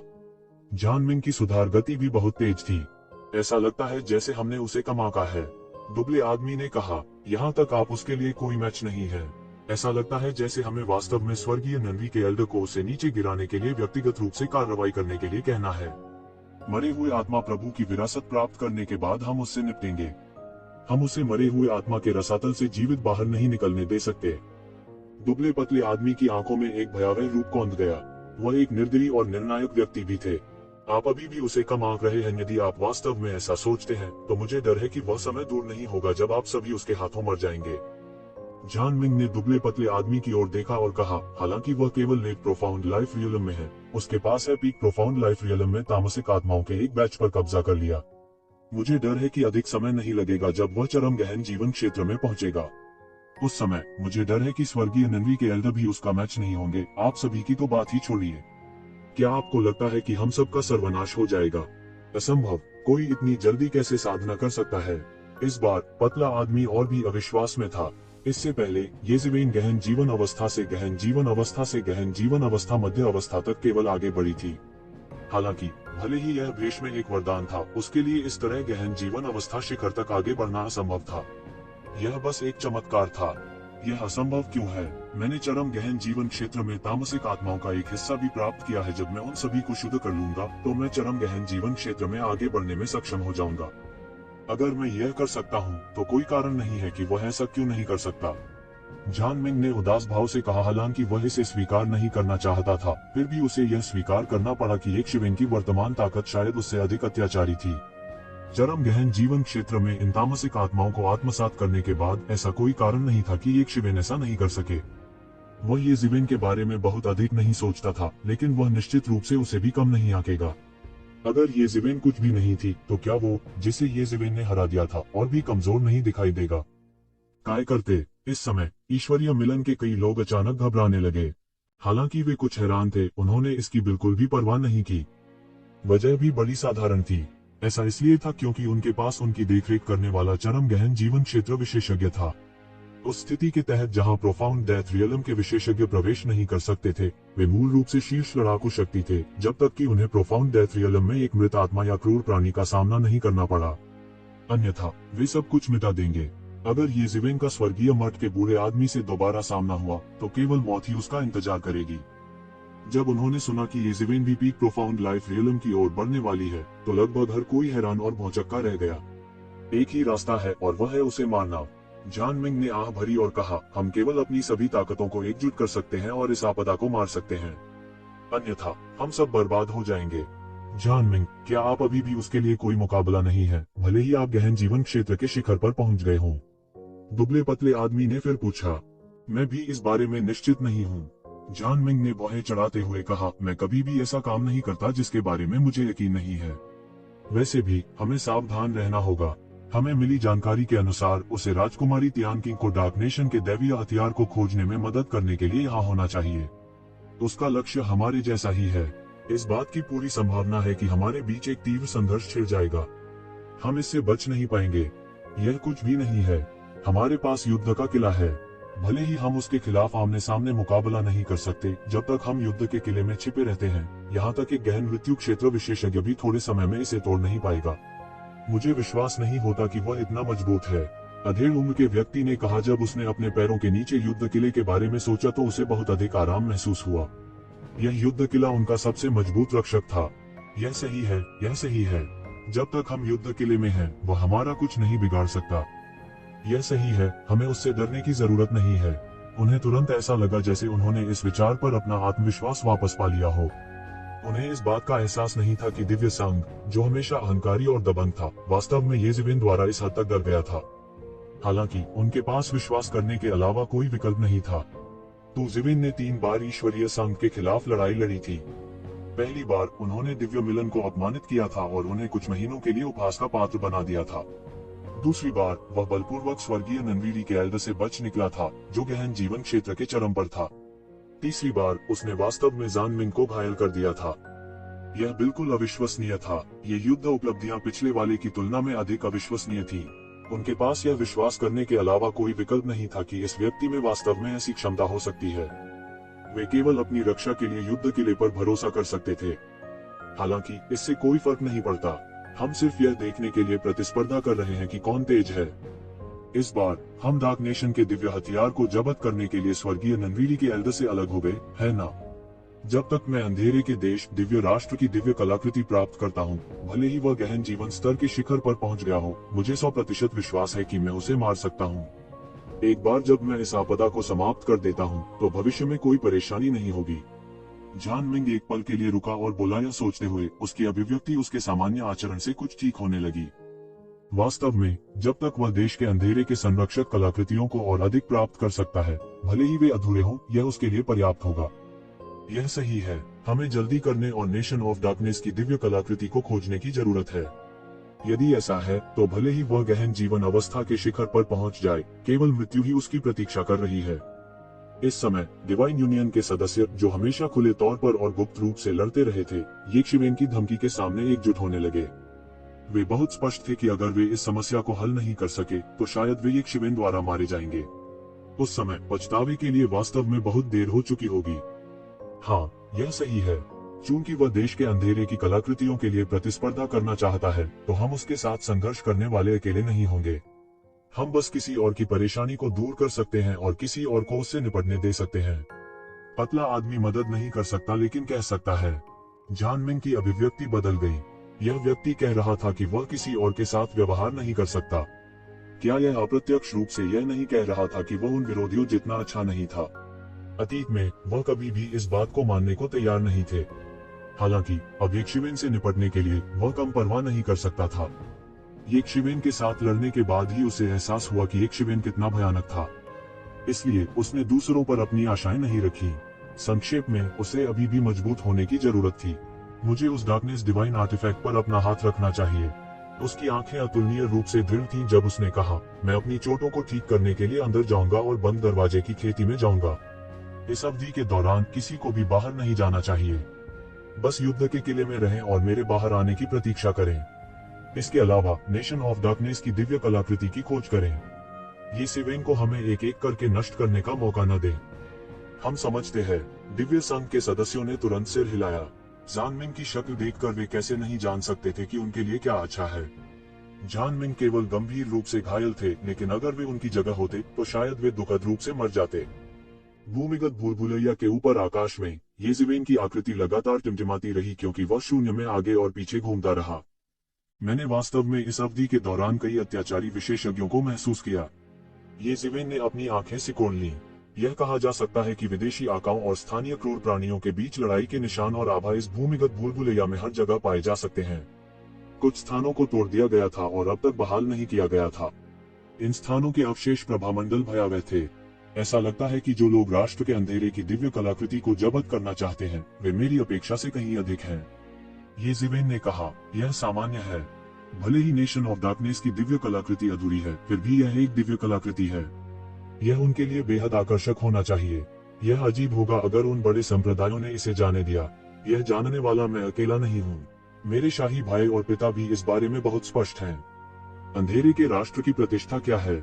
उन बड़े संप्रदायों को अंधेरे के राष्ट्र की दिव्य कलाकृतियों को जाने देना कितना उचित है। राजकुमारी तियानकिंग ने आखिरकार सच्चाई का खुलासा कर दिया। येक्षिवेन को आखिरकार समझ में आ गया कि राजकुमारी तियानकिंग ने राष्ट्र के अंधेरे की दिव्य कलाकृति को इतनी आसानी से क्यों छोड़ दिया। यह पता चला कि इसके पीछे ऐसा कारण था। The nation of darkness Divya शिल्पकृति को कोई भी प्राप्त कर सकता था, लेकिन राष्ट्र ऑफ डार्कनेस के लिए इसे प्राप्त करना बिल्कुल असंभव था। आप वास्तव में सीधे हैं। कोई आश्चर्य नहीं कि आपने मुझे इतनी आसानी से दे दिया। येक्षिवेन ने कहा, यह कुछ भी नहीं है। जैसा कि कहा जाता है, एक निर्दोष व्यक्ति अपने धन के कारण मुसीबत में पड़ जाता है। यदि हमारे राष्ट्र के अंधेरे में पर्याप्त ताकत नहीं है, लेकिन फिर भी उसके पास इतनी कीमती कलाकृति है, तो यह चलने वाले बच्चे से अलग नहीं होगा। हाथ में सोने की दलील सड़क पर, यह बस मौत को दावत देना होगा। राजकुमारी तियानकिंग ने कहा, जब आप सभी यह जानते हैं तो आपने इस मामले को सार्वजनिक करने का विकल्प क्यों चुना? ये जिवेन ने पूछा। यह मामला अपने आप में दूर दूर तक फैल चुका है। भले ही हम इसे सार्वजनिक न करें, फिर भी वे इसके बारे में जानते हैं। यदि वे इसे स्वयं प्राप्त करते हैं तो वे हमारी दया की कतई कद्र नहीं करेंगे। लेकिन अगर हम इसे कहने की पहल करते हैं तो इससे कोई फर्क नहीं पड़ता कि यह किसे मिलता है, वे अंततः हमारी दया की सराहना करेंगे। यह कहा जा सकता है कि यह मुफ्त है, तो क्यों नहीं? राजकुमारी तियानकिंग ने ये जिवेन की ओर देखा और कहा। ये जिवेन ने सिर हिलाया। वास्तव में ऐसा ही था। भले ही वह राजकुमारी तियानकिंग की योजना के बारे में जानता हो, फिर भी वह उसकी दया की सराहना करेगा। लेकिन क्या आपके सम्राट ने यह नहीं कहा कि जो कोई भी इस दिव्य कलाकृति को प्राप्त करेगा वह भविष्य का सम्राट बन जाएगा? अब जबकि वह दैवीय कलाकृति किसी और के हाथ में है, तो आप उसे कैसे प्राप्त कर सकते हैं? ये जिवेन ने फिर से पूछा। इसमें इतना जटिल क्या है? समय आने पर हमें बस वापस जाने की जरूरत है और जिस व्यक्ति को दिव्य कलाकृति मिलती है उसे बाहर ले जाने की जरूरत है। फिर जिस पार्टी को दैवीय कलाकृति मिलती है वह अनिवार्य रूप से सही उत्तराधिकारी बन जाएगी। हमारे राष्ट्र के अंधेरे की स्थापना दैवीय कलाकृतियों पर भरोसा करके की गई थी। इस समय यदि हमें दैवीय शिल्पकला की मान्यता मिल जाती है तो उसकी वैधता के बारे में कुछ कहने की आवश्यकता नहीं है। उम्र, पुण्य या नहीं, यह सब तैरते हुए बादल हैं। इससे कोई फर्क नहीं पड़ता। राजकुमारी तियानकिंग ने कहा। ये शिवेन ने हर चीज का स्पष्ट और तार्किक विश्लेषण किया था। यदि आप इसे अंत में प्राप्त करते हैं तो आपको मेरा समर्थन करना होगा। जब वह समय आएगा तो मैं क्राउन प्रिंसेस बन जाऊंगी। भविष्य में सिंहासन पर चढ़ना बैग में होगा। इस मामले की तुलना में चिंता करने लायक और कुछ भी नहीं है। राजकुमारी तियानकिंग ने बहुत ही सीधे अंदाज में कहा, यह वह मामला है जिसके लिए मैंने आपसे मेरी मदद करने के लिए कहा था। अच्छा, अगर ऐसा है तो मुझे इसे करने में सक्षम होना चाहिए। ये जिवेन ने सिर हिलाया और कहा, लेकिन क्या आप मरे हुए आत्मा प्रभु की विरासत के लिए प्रतिस्पर्धा नहीं करने जा रहे हैं? हाँ, लेकिन इस मामले का आपसे कोई लेना देना नहीं है। समय आने पर हम अभी भी प्रतिस्पर्धी हो सकते हैं। आइए हम अपनी क्षमताओं पर भरोसा करें। इससे इनकार न करें। मैं देख सकती हूँ कि आप निश्चित रूप से मरे हुए आत्मा भगवान की विरासत के लिए प्रतिस्पर्धा करना चाहते हैं। राजकुमारी तियानकिंग ने ये शिवेन को ऐसे देखा जैसे वह उसके आर पार देखना चाहती हो। उसके मुंह के कोने कुछ शरारती तरीके से उठे हुए थे। चूंकि वह पहले ही उसके आर पार देख चुकी थी, ये शिवेन ने इससे इनकार नहीं किया। कम से कम इससे पहले वे अभी भी सहयोगी थे जो एक दूसरे के साथ सहयोग कर सकते थे। इसके अलावा उसने यह नहीं सोचा था कि राजकुमारी तियानकिंग, जो केवल राजा के पद पर थी, उसके लिए कोई समस्या पैदा करेगी। राजकुमारी तियानकिंग धूर्तता से मुस्कुराए और बोलना जारी नहीं रखा। इसके बजाय उसने पूछा, मुझे अपने चचेरे भाई से मिली जानकारी से आप प्राचीन दानव क्षेत्र से आए हैं, है ना? हाँ, ये जिवेन ने सिर हिलाया और कहा। सुदूर अतीत में प्राचीन दानव क्षेत्र था। प्राचीन दानव क्षेत्र की बात करें तो ऐसा लगता है कि यह लंबे समय से गिर रहा है। यहाँ तक जिस प्राचीन देश की उन्होंने स्थापना की थी वह भी सिकुड़ गया है। राजकुमारी तियानकिंग ने कहा, आप उनके बारे में जानते हैं? ये शिवेन तुरंत उत्साही हो गई। इस बार उनके रहस्यमय दुनिया में आने का मूल उद्देश्य अपने दाव को साबित करने का अवसर तलाशना था। हालांकि एक और उद्देश्य था जो अतीत में प्राचीन दानव क्षेत्र के दौरान रहस्यमय दुनिया में गए अधिक स्वामी को खोजना था। यदि ये स्वामी लौट सकते हैं तो मानव जाति की शक्ति निश्चित रूप से बहुत बढ़ जाएगी। यह प्राचीन दानव क्षेत्र में मानव जाति की वर्तमान शर्मनाक स्थिति को तुरंत उलटने में सक्षम होगा। प्राचीन दानव क्षेत्र अतीत में अत्यंत गौरवशाली था। दानव सम्राट ने दुनिया पर शासन किया और कोई भी ऐसा नहीं था जो उसके अधीन न हो। जिस प्राचीन देश को उन्होंने अतीत में स्थापित किया था वह कमोबेश कुछ ध्यान आकर्षित करेगा। राजकुमारी तियानकिंग ने कहा, हालांकि यह यहाँ से बहुत दूर है। रहस्यमय दुनिया के दूसरी तरफ पहुँचने के लिए आपको पूरे रहस्यमय विश्वयुद्ध क्षेत्र को पार करना होगा। यह एक लंबी कहानी है और अब इसके बारे में बात करने का समय नहीं है। जब तक मृतात्मा रसातल का मामला सुलझ नहीं जाता तब तक मैं आपको इस मामले के बारे में विस्तार से बताऊंगा। समय आने पर मुझे भी मिस्टीरियस वर्ल्ड बैटलफील्ड में जाना पड़ सकता है। उस समय मुझे आपके साथ जाना पड़ सकता है। ठीक है, ये जिवेन ने कहा। सबसे महत्वपूर्ण बात अब डार्क लॉर्ड द्वारा छोड़ा गया खजाना घर है। राजकुमारी तियानकिंग ने कहा, हालांकि हमारी पिछली गणना के अनुसार इस खजाने के घर को खोलने में कुछ दिन लगेंगे। हम इस अवसर का उपयोग उन ड्रैगन नसों को काटने के लिए कर सकते हैं। जब तक हम उन ड्रैगन नसों को प्राप्त करेंगे, हमारे डार्क नेशन की ताकत भी उच्च स्तर तक बढ़ जाएगी। यह मेरे लिए आपका धन्यवाद उपहार होगा। उद्धरण चिन्ह। ये जिवेन एक पल के लिए चुप रही और बोली, आधा। आप राजकुमारी तियानकिंग मदद नहीं कर सकी, लेकिन गुस्से में बोली, मैंने अभी कहा कि आप उदार हैं, आप पलक झपकते ही इतने लालची कैसे हो सकते हैं? यह पूरी तरह से अलग है। मैं अपने दोस्तों के लिए आग और पानी से गुजरने को तैयार हूँ। मैं जो कहूँगा वह करूँगा। हालांकि मुझे नुकसान पहुँचाना इतना आसान नहीं है, ये जिवेन ने इत्मीनान से कहा। तुम? राजकुमारी तियानकिंग अवाक थी। ठीक है, यह आधा है। वह मदद नहीं कर सकती थी, लेकिन अपने दिल में कुछ दर्द महसूस कर रही थी। यदि वह दो हिस्सों को आधे में विभाजित करती है तो उसे कितना नुकसान होगा। मूल रूप से उसने सोचा था कि ये जिवेन एक अमीर आदमी था जो दोस्ती और धार्मिकता को महत्व देता था, लेकिन अब उसे पता चला कि ऐसा बिल्कुल नहीं था। हालांकि वह इस बारे में बहुत उद्यम मचाता नहीं था, लेकिन अगर वह वास्तव में उसे एक खर्चीला समझती थी जिसे किसी चीज की परवाह नहीं थी, तो यह एक बड़ी गलती होगी। चलो ठीक है, जाओ। इस समय येशिवेन ने और देरी नहीं की। उसने उन ड्रैगन नसों को मारने के लिए सीधे राजकुमारी तियानकिंग का नेतृत्व किया।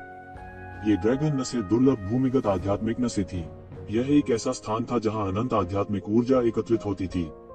हालांकि इस वातावरण के कारण आध्यात्मिक ऊर्जा पहले ही पूरी तरह से विक्षुब्ध हो चुकी थी।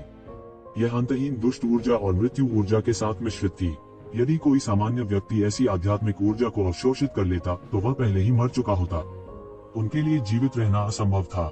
येशिवेन नहीं जानती थी कि राजकुमारी तियानकिंग को इससे बचने के लिए कौन से तरीके अपनाने पड़े।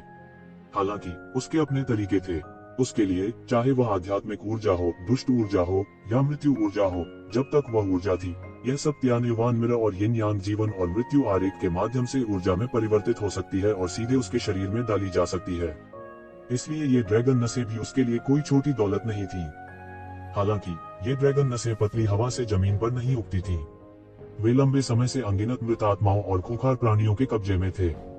यह भूमिगत बुलबुले या अंधेरे के भगवान द्वारा पीछे छोड़ा गया खजाना था। उसमें बहुत सारी मृत्युची और कालीची थी। भयावह ची ने पहले ही कई मृत आत्माओं को जन्म दे दिया था। इस समय उनमें से कई ने पहले ही चेतना प्राप्त कर ली थी और इन ड्रैगन नसों पर कब्जा कर लिया था। उनमें से सबसे कमजोर मध्य गहन जीवन अवस्था में थे, यहाँ तक कि कुछ अंतिम गहन जीवन अवस्था में भी थे और कुछ गहन मृत्यु अवस्था में भी।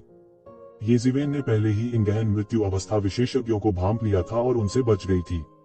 अन्यथा गहन मृत्यु अवस्था विशेषज्ञों की ताकत के साथ ये जिवेन केवल खुद को मौत की ओर भेज रहा होता। उनके लिए उनका मैच होना असंभव था। ये जिवेन गहन जीवन क्षेत्र के चरम पर उन विशेषज्ञों से भी बचने की पूरी कोशिश करेगी। आखिरकार गहन जीवन क्षेत्र के शिखर पर सभी दुष्ट प्राणियों को 12 राशियों की तामसिक आत्माओं की तरह ये जिवेन द्वारा नियंत्रित नहीं किया जाएगा। अंत में वे उसके द्वारा मारे जाएंगे। गहन जीवन क्षेत्र के शिखर पर अधिकांश दुष्ट प्राणी अत्याचारी और भयानक थे, तो जिवेन केवल अपनी रक्षा कर सकती थी। उनके लिए उनका मैच होना असंभव था।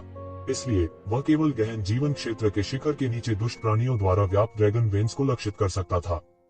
हालांकि गहन जीवन क्षेत्र के शिखर के नीचे दुष्ट प्राणियों द्वारा कब्जा किए गए बहुत कम ड्रैगन वेन्स थे, फिर भी कुछ थे। पिछले कुछ दिनों में ये जिवेन ने वास्तव में गहन जीवन क्षेत्र के शिखर से नीचे 10 दुष्ट प्राणियों को मार डाला था और ड्रैगन की 10 शिराएं प्राप्त की थी। उसने उनमें से आधे को राजकुमारी तियानकिंग को दे दिया था और अभी भी उसके पास ड्रैगन की 5 नसें बची थी। यह कहा जा सकता है कि उनकी फसल काफी भरपूर थी। यह मत भूलो कि यह केवल पिछले कुछ दिनों की फसल थी। इन ड्रैगन नसों के साथ ये जिवेन ने पहले से ही गहन जीवन क्षेत्र के शिखर तक पहुंचने पर विचार करना शुरू कर दिया था।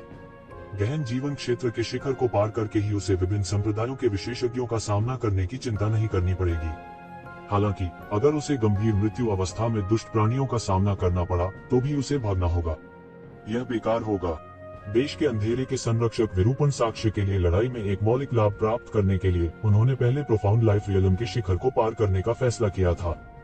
वह तुरंत राजकुमारी तियानकिंग को लाया और एक दूरस्थ पर्वत श्रृंखला पाए। फिर उन्होंने एकांत में खेती करना शुरू किया।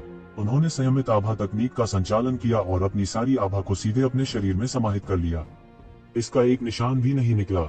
वह गहन मृत्यु अवस्था में प्रवेश करने की योजना नहीं बना रहा था, इसलिए उसे स्वर्गीय क्लेश के बारे में चिंता करने की आवश्यकता नहीं थी। उसे किसी भी अत्याचारी विरोधियों को आकर्षित करने की चिंता करने की भी आवश्यकता नहीं थी। समय दिन ब दिन बीतता गया। पलक झपकते ही 3 दिन बीत गए।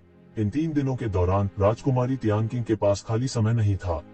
इसके विपरीत राजकुमारी तियानकिंग ने मरे हुए और क्रूर जानवरों को पाया और लगातार अपने मार्शल कौशल का सम्मान किया। उसके लिए गहरा जीवन क्षेत्र केवल एक कागज दूर था और वह बहुत जल्द उस तक पहुंचने वाली थी। शून्य में अतुलनीय रूप से विशाल क्लेश का बादल बन गया। एक भारी दबाव दुर्घटनाग्रस्त हो गया। 1000 मील के दायरे में जितने भी दुष्ट जीव थे वे थोड़े ही समय में भाग गए। इन दुष्ट प्राणियों के लिए जो घोर अंधकार से पैदा हुए थे, स्वर्गीय क्लेश उनके लिए केवल अभिशाप था। उनके लिए यह मृत्यु की स्थिति से अलग नहीं था। यह कहा जा सकता है कि अगर वे इसके द्वारा ब्रश किए गए तो वे निश्चित रूप से घायल हो जाएंगे। विशेष रूप से चूंकि यह गहन जीवन क्षेत्र में प्रवेश करने के लिए स्वर्गीय क्लेश था। इस समय स्वर्गीय क्लेश बढ़ गया। इसने 100 मील के भीतर के क्षेत्र को पहले ही बिजली के समुद्र में बदल दिया था। अंतहीन बिजली ने मानो सब कुछ डूबा दिया हो। बिजली के समुद्र में, बिजली के अंतहीन समुद्र में एक आकृति लंबी और सीधी खड़ी थी। वह लगातार अपनी खेती की तकनीक विकसित कर रहा था। उसकी 5 उंगलियां मुट्ठी में बंधी हुई थीं। पुनर्जन्म के 6 मार्गों की ब्रह्मपूर्ण छवियां लगातार निकाली जा रही थी, शून्य को तोड़ रही थी और सब कुछ दबा रही थी। दुनिया में सब कुछ पुनर्जन्म के 6 रास्तों के भीतर था। यह असुर वंश की सर्वोच्च राक्षसी तकनीक थी। राक्षसी आभा सभी दिशाओं में फैल गई। यद्यपि राक्षसी आभा पूरी तरह से स्वर्गीय क्लेश की धर्मी शक्ति द्वारा नियंत्रित थी, यह पूर्ण नहीं थी। वास्तव में जब शैतानी तकनीक एक निश्चित स्तर तक पहुंच गई थी तो यह स्वर्गीय क्लेश को भी रोक सकती थी। इसके अलावा उसने असुर वंश के रूढ़िवादी सर्वोच्च महान पद की साधना की। एक कबीले के रूप में जिसने कभी एक दानव राजा पैदा किया था, उनके द्वारा पीछे छोड़ी गई मार्शल आर्ट का सार सरल कैसे हो सकता है। हालांकि यह एक राक्षसी तकनीक थी, यह एक शक्तिशाली धर्मी मार्शल आर्ट थी। यह धार्मिकता धर्मी और दुष्ट की धार्मिकता नहीं थी, बल्कि धर्मी मार्ग और अपरंपरागत मार्ग की धार्मिकता थी। इस तरह की मार्शल आर्ट को एक सम्राट दायरे की आकृति द्वारा पीछे छोड़ दिया गया, जिसे जुवानमेन संप्रदाय की सबसे रूढ़िवादी मार्शल आर्ट कहा जा सकता है। टकराना, टकराना, टकराना। उसके 6 पाथर्स ऑफ रीइंकार्नेशन फिस्ट के तहत अंतहीन स्वर्गीय क्लेश को मौके पर ही तोड़ दिया गया था। हालांकि ये स्वर्गीय क्लेश साधारण नहीं थे। हालांकि उन्हें मौके पर ही कुचल दिया गया था। उसके शरीर को तब तक उड़ाया गया था जब तक कि उसकी त्वचा और मांस फट नहीं गया था। वह काफी दयनीय लग रही थी। हालांकि उसकी आंखें चमकीली चमक रही थी, मानो स्वर्गीय क्लेश उसे बिल्कुल प्रभावित नहीं कर सकता। वह नहीं जानता था कि स्वर्गीय क्लेश कितने समय तक चला, परंतु स्वर्गीय क्लेश जो आकाश में कहर बरपा रहा था, धीरे धीरे छट गया। राजकुमारी तियानकिंग ने धीरे धीरे राहत की सांस ली। इस बार का स्वर्गीय क्लेश बहुत कठिन नहीं था। सामान्य लोगों के लिए गहन जीवन चरण स्वर्गीय क्लेश, जिसके बचने की बहुत कम संभावना थी, उसके द्वारा इस तरह पारित किया गया था। इसके अलावा उसकी चोटें अस्वीकार्य स्तर तक नहीं पहुंची थी। उसने इस दिन के लिए दर्जनों वर्षों से पहले ही तैयारी कर ली थी। मूल रूप से वह बहुत पहले एक सफलता हासिल कर सकती थी। हालांकि उसने अब तक इसमें देरी की थी, जिससे उसे भयावह मात्रा में शक्ति जमा करने की अनुमति मिली। राजा वर्ग के भीतर वह व्यवहारिक रूप से बेजोड़ थी। अब जब वह गहरे जीवन के चरण में पहुंच गई थी, तो वर्षों से उसने जो नींव जमा की थी, वह सब एक पल में ताकत में बदल गई थी। प्रोफाउंड लाइफ स्टेज में कदम रखने के बाद उसके शरीर पर लगी चोटें आश्चर्यजनक दर से ठीक होने लगी थीं। इस समय दानव जाति रक्त रेखा की आश्चर्यजनक पुनर्प्राप्ति क्षमता पूरी तरह से प्रदर्शित हुई थी। सबसे महत्वपूर्ण बात यह है कि उसके शरीर की ताकत एक आश्चर्यजनक गति से बढ़ रही थी, सीधे जीवन के शुरुआती चरण में छलांग लगा रही थी और फिर चरम पर थी। काफी देर बाद उसने धीरे से अपनी आंखें खोली। क्या यह गहन जीवन मंच की ताकत है? राजकुमारी तियानकिंग ने अपने शरीर के भीतर बढ़ती शक्ति को महसूस करते हुए अपनी आंखें बंद कर ली। यह लगातार उबलता और बढ़ता रहा। यह पहले की तुलना में पूरी तरह से अलग स्तर की शक्ति और क्षेत्र था। अगर उसके पास पहले इस तरह की ताकत होती, तो जान मिंग का सामना करते समय वह इतनी शक्तिहीन नहीं होती। हालांकि प्रारंभिक गहन जीवन चरण और देर से गहन जीवन चरण के बीच अभी भी एक बड़ा अंतर था, ठीक वैसे ही जैसे येज़िविन और स्वर्गीय मठ के बूढ़े व्यक्ति के बीच का अंतर था। हालांकि वह विरोध करने के लिए पूरी तरह से शक्तिहीन नहीं होगी। हालांकि इस दौरान उनके चेहरे पर एक कड़वी मुस्कान भी नजर आई। मैं अभी भी प्रलोभन का विरोध करने में असमर्थ था। मैं बहुत आवेगी था और सीधे गहन जीवन चरण में कदम रखा। मूल रूप से मैंने गहन जीवन के चरम चरण पर सीधे छलांग लगाने से पहले पर्याप्त शक्ति संचित करने तक प्रतीक्षा करने की योजना बनाई थी। इस तरह मैं अनगिनत वर्षों की कड़ी मेहनत को बचा सकूंगा। इसके अलावा मैं गहन मृत्यु अवस्था में कदम रखने की तैयारी में एक ठोस आधार भी स्थापित कर पाऊंगा। यह पता चला कि ऐसा नहीं था कि उसमें गहन जीवन अवस्था में कदम रखने की ताकत नहीं थी। इसके बजाय उसने जानबूझकर अपनी ताकत को नियंत्रित किया। उसने वास्तव में सोचा था कि प्रारंभिक गहन जीवन अवस्था में कदम रखने के बाद वह कुछ स्तरों को ऊपर उठाने में सक्षम होगी और गहन जीवन की चरम अवस्था में कदम रखेगी। उसकी महत्वाकांक्षा को छोटा नहीं कहा जा सकता था। हालांकि यह भी अच्छा है, चूंकि मैंने पहले ही अपनी प्रतिज्ञा तोड़ दी है, मैं सीधे आगे बढ़ूंगा। इतनी परवाह करने की कोई जरूरत नहीं है। एक बार जब मैं गहन जीवन की चरम अवस्था में कदम रख देता हूँ, तो क्या हुआ अगर मेरे पास कोई दिव्य हथियार नहीं है? कौन गैर जिम्मेदाराना टिप्पणी करने की हिम्मत करेगा। उसकी आंखें कुछ ठंडी थीं। हा, मैंने कभी नहीं सोचा था कि वास्तव में इस जगह पर कोई मार्शल आर्टिस्ट आगे बढ़ेगा। ऐसी विपुल जीवन शक्ति तुम्हें निगल लेने के बाद मैं सीधे गहन जीवन की चरम अवस्था में कदम रख सकूंगा। जब ऐसा होता है तो मैं अपने भौतिक शरीर को पुनः उत्पन्न और पुनर्निर्माण करने में सक्षम हो जाऊंगा। अचानक शून्य से एक अतुलनीय ठंडी आवाज आई। इसके तुरंत बाद शून्य में मौत की अंतहीन शक्ति एक विशाल खूनी मुंह में तब्दील हो गई, जो राजकुमारी तियानकिंग की ओर थोड़ा सा था। इस समय राजकुमारी तियानकिंग अभी अभी आगे बढ़ी थी और हिलने डुलने में पूरी तरह से असमर्थ थी। जैसे ही वह अपनी जान गंवाने वाली थी, आसमान से सुनहरी रोशनी की एक किरण उतरी और एक विशाल हाथ में तब्दील हो गई। इसने सीधे खूनी मुंह को मौके पर ही टुकड़ों में कुचल दिया। तामसिक आत्मा के पास कुचलने से पहले चीखने का समय भी नहीं था। सुनहरी रोशनी के गोले से एक आकृति धीरे धीरे बाहर निकली। ये ज़िवेन, आपने गहन जीवन के चरम चरण में कदम रखा है। यह देखकर कि वह खतरे से बच गई थी, राजकुमारी तियानकिंग के पास किसी और चीज की परवाह करने का समय नहीं था। इसके बजाय उसने सीधे ये ज़िवेन से पूछा। हाँ, सुनहरी आकृति ये ज़िवेन थी। उसने मुस्कुराते हुए उत्तर दिया। इस समय ये ज़िवेन की अभिव्यक्ति आरक्षित थी और वह पहले से अलग नहीं लग रहा था। हालांकि राजकुमारी तियानकिंग अच्छी तरह से महसूस कर सकती थी कि एक ज़िवेन का आभामंडल पहले से भी अधिक मजबूत था। हालांकि उसने इसे बहुत अच्छी तरह से छुपाया था, लेकिन उसकी धारणा गहन जीवन अवस्था में कदम रखने के बाद एक जबरदस्त बदलाव से गुजरी थी और उसकी तुलना पहले से नहीं की जा सकती थी।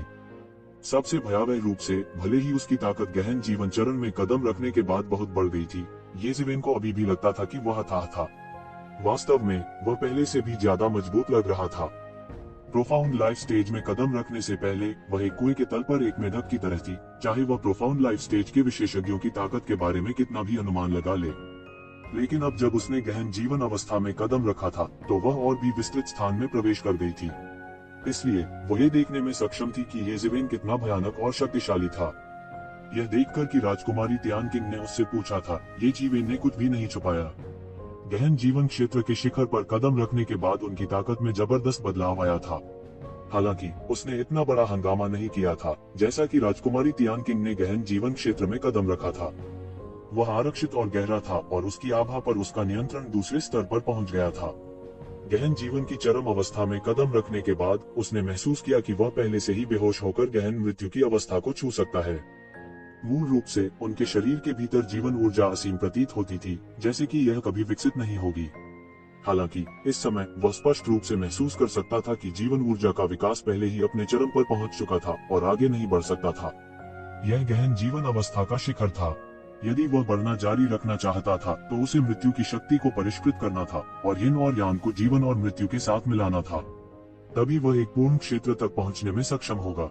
जब जीवन की शक्ति और मृत्यु की शक्ति चरम पर पहुंच गई होगी और पूरी तरह से एक साथ विलीन हो गई होगी, उस समय वे जीवन और मृत्यु की शक्ति को देख चुके होंगे और उनमें अत्यधिक उच्च स्तर की समझ होगी। तभी उनके पास वास्तव में अपने डीएओ को साबित करने की योग्यता होगी। वर्तमान रसातल दानव मास्टर पहले ही इस तरह के दायरे में पहुंच चुके थे। हालांकि उसे अभी अपने दाव को सिद्ध करना था, वह पहले ही काफी स्तर पर पहुंच चुका था। ये ज़िवेन, जिन्हें अभी तक गहन जीवन की चरम अवस्था में कदम रखना था, उन्हें गहन जीवन अवस्था और गहन मृत्यु अवस्था के बीच की सीमा और संबंध की गहरी समझ नहीं थी। उस समय उसने केवल रसातल के दानव गुरु की ताकत को महसूस किया था। वह अतुलनीय रूप से भयानक था और व्यवहारिक रूप से अपने हाथ के एक प्रेस से आकाश और पृथ्वी को चकनाचूर कर सकता था। वह एक अत्यंत भयावह विरोधी था। इसने उसे लगभग निराश कर दिया।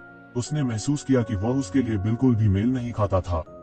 अब जब उसने गहरे मृत्यु चरण को हल्के से छुआ था, तो उसने वास्तव में महसूस किया कि गहन मृत्यु चरण एक अगम्य अस्तित्व नहीं था।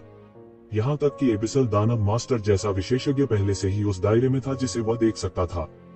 यह उनके लिए बहुत महत्वपूर्ण था, क्योंकि इसका मतलब था कि उन्होंने हाल ही में कुछ और एबिसल दानव मास्टर्स का सामना किया था। एकदम बढ़िया। राजकुमारी तियानकिंग खुशी से फूली नहीं समा रही थी। मूल रूप से उसे इस बात का ज्यादा भरोसा नहीं था कि एक ज़िवेन थोड़े दिनों के भीतर गहन जीवन स्तर के शिखर पर कदम रख पाएगी या नहीं। आखिरकार यह एक ऐसी दुविधा थी जिसने कई देर के गहन जीवन चरण विशेषज्ञों को अनगिनत वर्षों तक स्तब्ध कर दिया था। उनके लिए हो सकता है कि उन्हें अपने संपूर्ण जीवन काल में गहन जीवन चरण के अंतिम चरण से गहन जीवन चरण के शिखर पर कदम रखने का अवसर न मिले। यह तथ्य कि ये ज़िवेन इतने कम समय में 2 स्तरों में कदम रखने में सक्षम थी, मध्य गहन जीवन अवस्था से गहन जीवन अवस्था के शिखर तक, बस एक चमत्कार था। ये शिवेन दिल खोलकर हंस पड़ी। उसने कभी नहीं सोचा था कि वह वास्तव में पिछले कुछ दिनों में आगे बढ़ पाएगा। हालांकि यह केवल कुछ समय की बात थी, यह तथ्य कि वह समय को कुछ दिनों तक कम करने में सक्षम था, वह गहन जीवन अवस्था के चरम पर तामसिक आत्माओं के कारण था। गहरे जीवन स्तर के चरम पर उन तामसिक आत्माओं को सीधे निगलने के बाद येज़ेबेल ने अंत में प्रेरणा का एक टुकड़ा प्राप्त किया, जिससे उन्हें सबसे महत्वपूर्ण कदम उठाने की अनुमति मिली, जो गहन जीवन चरण के अंतिम चरण से गहन जीवन स्तर के शिखर तक आगे बढ़ा। जब उन्होंने गहन जीवन अवस्था के शिखर पर कदम रखा, तो कहा जा सकता है कि उनकी शक्ति वास्तव में कई गुना बढ़ गई थी। उसके शरीर के भीतर का रक्त मथ रहा था, क्योंकि वह अभी भी अपनी हालिया सफलता के सदमे में डूबा हुआ था। यह ऐसा था जैसे एक बार जो कई वर्षों से एक बांध द्वारा रोकी गई थी, अंत में बह निकली, तुरंत आकाश को नष्ट कर दिया और पृथ्वी को नष्ट कर दिया, इसके रास्ते में सब कुछ नष्ट कर दिया। हालांकि यह उसके शरीर के भीतर सील शब्द द्वारा पूरी तरह से दबा दिया गया था, फिर भी वह गहन जीवन अवस्था के शिखर की भावना का आनंद लेने में सक्षम था। गहरा जीवन चरण पहले से अलग था, क्योंकि कुंजी अभी भी समझ शब्द था। इसे सही मायने में समझ कर ही कोई वास्तव में आगे बढ़ पाएगा। इसके अलावा यह बिना किसी नतीजे के एक उन्नति होगी। इस समय वह महसूस कर सकता था कि एक शक्ति वर्तमान में उसके शरीर का पोषण कर रही है। एक गर्म धारा धीरे धीरे उसकी छाती में प्रवाहित हुई, जिससे उसके शरीर की हर एक कोशिका को पोषण मिला। वर्तमान येज़ेबेल के लिए वह स्पष्ट रूप से महसूस कर सकता था कि उसके हाथ से एक विशाल शक्ति का कंपन हो रहा है, क्योंकि उसने लापरवाही से उसे लहराया था। उसके शरीर की एक एक कोशिका अधिक शक्तिशाली हो गई थी और उससे भी अधिक भयावह हो गई थी। सीधे शब्दों में कहें तो, हालांकि उन्होंने गहन जीवन स्तर के शिखर पर अभी अभी कदम रखा था, उनकी ताकत पहले से ही अपने पिछले कई लोगों को हराने के लिए पर्याप्त थी। इसके अलावा यह एक आकस्मिक हमले की परिस्थितियों में था। कोई पूरी तरह से कल्पना कर सकता है कि वर्तमान येज़ेबेल कितना अत्याचारी था।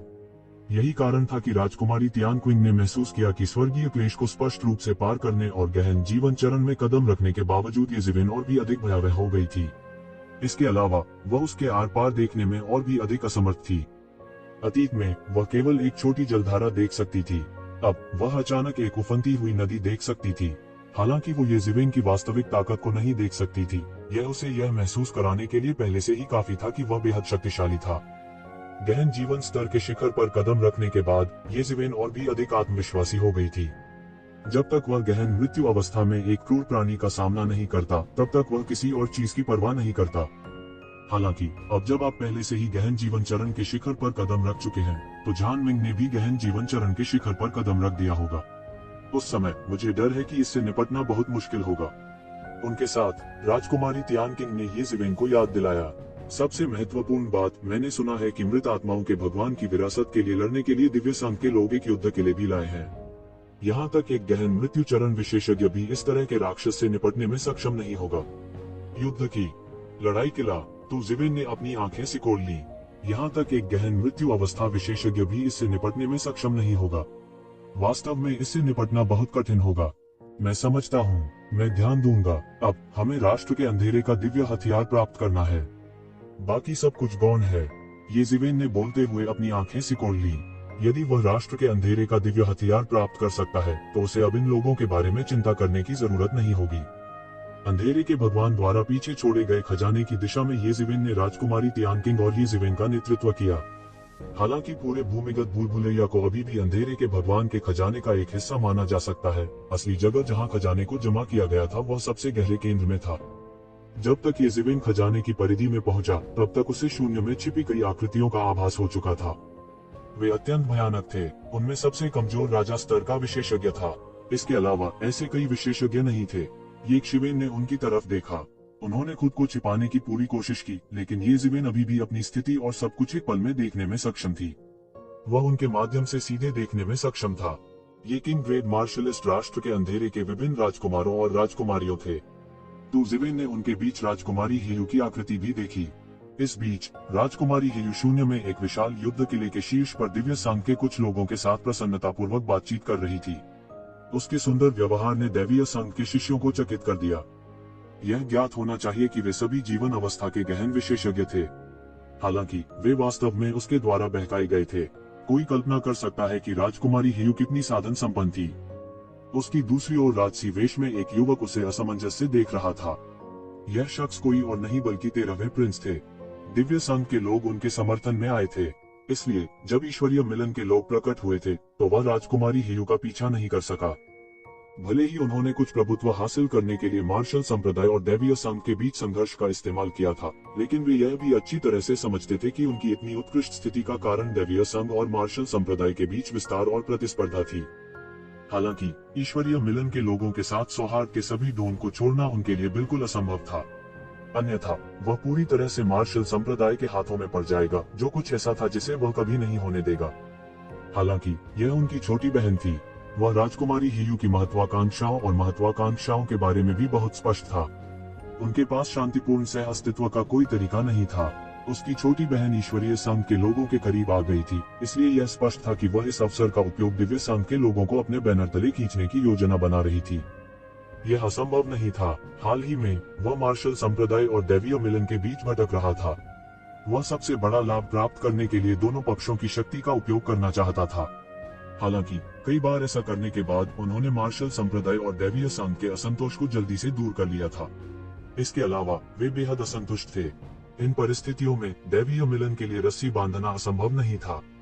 दैवीय मिलन में यह मायने नहीं रखता था कि वे राजकुमार हैं या राजकुमारियां। जब तक वे अपने उद्देश्यों को प्राप्त कर सकते थे, वे 13वें राजकुमार का समर्थन करेंगे। लेकिन साथ ही पसंद और राजकुमारी यू के समर्थन में कोई अंतर नहीं था। हालांकि वह यह जानता था, फिर भी वह इसके बारे में कुछ नहीं कर सकता था। इस समय उसे स्पष्ट रूप से ऐसा महसूस हो रहा था कि वह अपने ही बनाए जाल में फंस गया है। यदि उसने केवल एक पक्ष का समर्थन करना चुना होता, तो वह दोनों पक्षों को खुश करने में विफल नहीं होता। इस समय वह अपनी छोटी बहन को गुस्से से देख रहा था। ये ज़िवेन की नजर भीड़ पर पड़ी। उसने 13वें राजकुमार या अन्य राजकुमारों पर ध्यान नहीं दिया। जल्द ही उसने भीड़ में किनली को पाया।